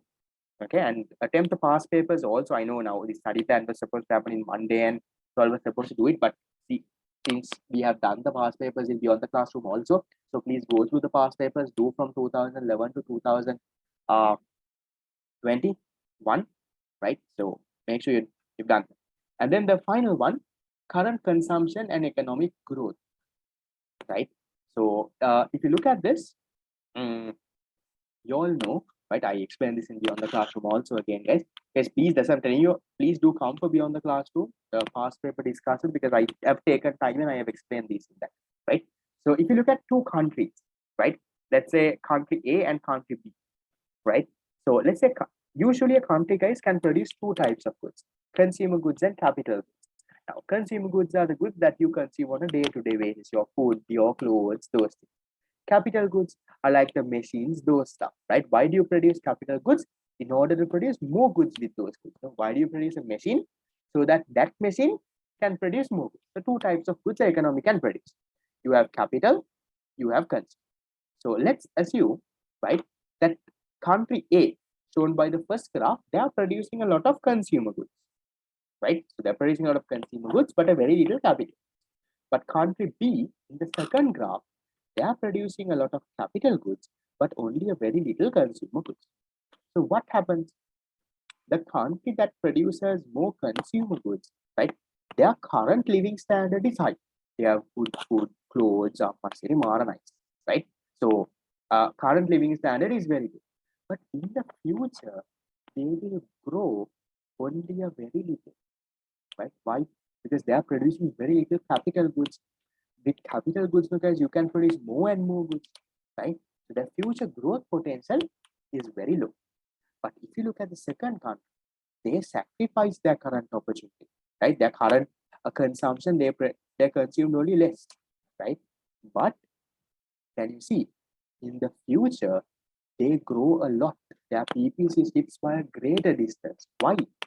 Because they have produced more and more capital goods. So now they have produced machines, buildings, right? So now they are able to enjoy a much higher level. So that's the connection between current consumption and economic growth. So currently, if you consume a lot, your economy will grow only a little. But if you can sacrifice your current consumption, consume less consumer goods, and work on building your capital goods, then in the future your economy will grow by a lot. That story is what we have explained over here. So you can read. That is the entire summary of Unit 1. Class went a little longer because we took a half an hour to 45 minutes to talk about the fast track and do a little bit of motivation. Yeah. So that brings us the end of class number 1. Yes, also I would request one small thing. So listen to the final things that I want you all to do, right? So coming back into your study plan, right? If anyone missed it, right? So what we did is we did this, right? We did the fast track class. This was the class that was supposed to happen on Monday, but Monday, because of the situation, we didn't do it, right? So before the class, you're supposed to go through your theory revision note. You're supposed to read this fast track note and come, right? So then you do the fast track class. Now we have done that, right? So I'm assuming that you all have read the fast track note and come. So now what you have to do is try to attempt the past papers, right? Now you have 2 days now. Currently there is no 2 days, but you have to try and attempt the past papers, right? So then when you do the past papers, right, from 2011 to 21, these past papers, guys, we will discuss in the free class, in the Beyond the Classroom class. Yeah. So we will not discuss this in the fast track class. That is done separate. That's free for everyone. And once you all have done the past papers for Thursday's class, right, you're supposed to do the fast track paper and come, right? So fast track, yeah, at the end of every unit, there is a paper. So before tomorrow's class, you're supposed to do what? You're supposed to do this paper, right? In your PDF that I have sent you all, guys, there is a paper. There's a 100-mark paper with 20 MCQs, 3 essay questions. So do that paper and come. And then tomorrow night in that class, we will discuss that paper, right? So fast track class, discussion class. Then on Friday, you go through the unit again. And on Saturday, we'll have the doubt clearing class, right? And if your doubts are all clear, then you can take Saturday off. And again, after Saturday is done, from Sunday, right? From the next week, you will work on unit number 2. This is unit number 2. Yeah. So after that, you'll go to the same thing for unit number 2, right? So make sure now this week there's a small delay because of the crisis, but don't let that affect you all, right? Somehow get that done. And for people who were interested in registering, paying and registering, I'll send the payment details and all of it, right? Courier, guys, until last month, I bore the courier charge, but I think now it's a bit too much of a burden on me. So you all will have to bear the courier charge. I think it's somewhere close to around 300 to 400, depending on where you live, right? So that's a monthly payment that you will have to pay, and bear that courier charge. And usually I bear it for my students, but now it's, I mean, the tube printing costs more than 1,000, and all of it, I think it's a little hard on my end to bear all of it. So I will transfer that on you all. See if you all can solve that out. Okay. So that's the basic story. I'm not very sure, guys, how much exactly it costs to different areas. I'll put in the tube, see how much they things. Yes, guys, I'll sort all the links and recordings and all of that. Guys, only the book will not be available. You're joining, you'll have to join the class itself. Yeah. So that's the whole thing. Guys, not all units are included in this tube. This is the month 1 tube, guys. So month 1 has only unit 1, 2, and 3. Yeah, that's the basic story about this. If you all are joining, guys, you all can join. Details about all of that piece, all of it, guys, it's 3,200. It's available in this document, right? If you're paying together for all 6 months, you can pay. There's a discount 15,500. I'll send all those details as well, right? So I'll send all the details in the class group. Just give me some time. And yeah, that's basically it. If you have questions, you all can stay and clarify. Hope you all learned something. I'll see you all tomorrow for the thing. Yes, yes, I'll share all the things. Yeah, read all your text, don't worry. Okay, so that's basically it. I'll see you all tomorrow night. Tonight for BYC, tomorrow night for fast track, the paper discussion. Yeah, see you and bye-bye.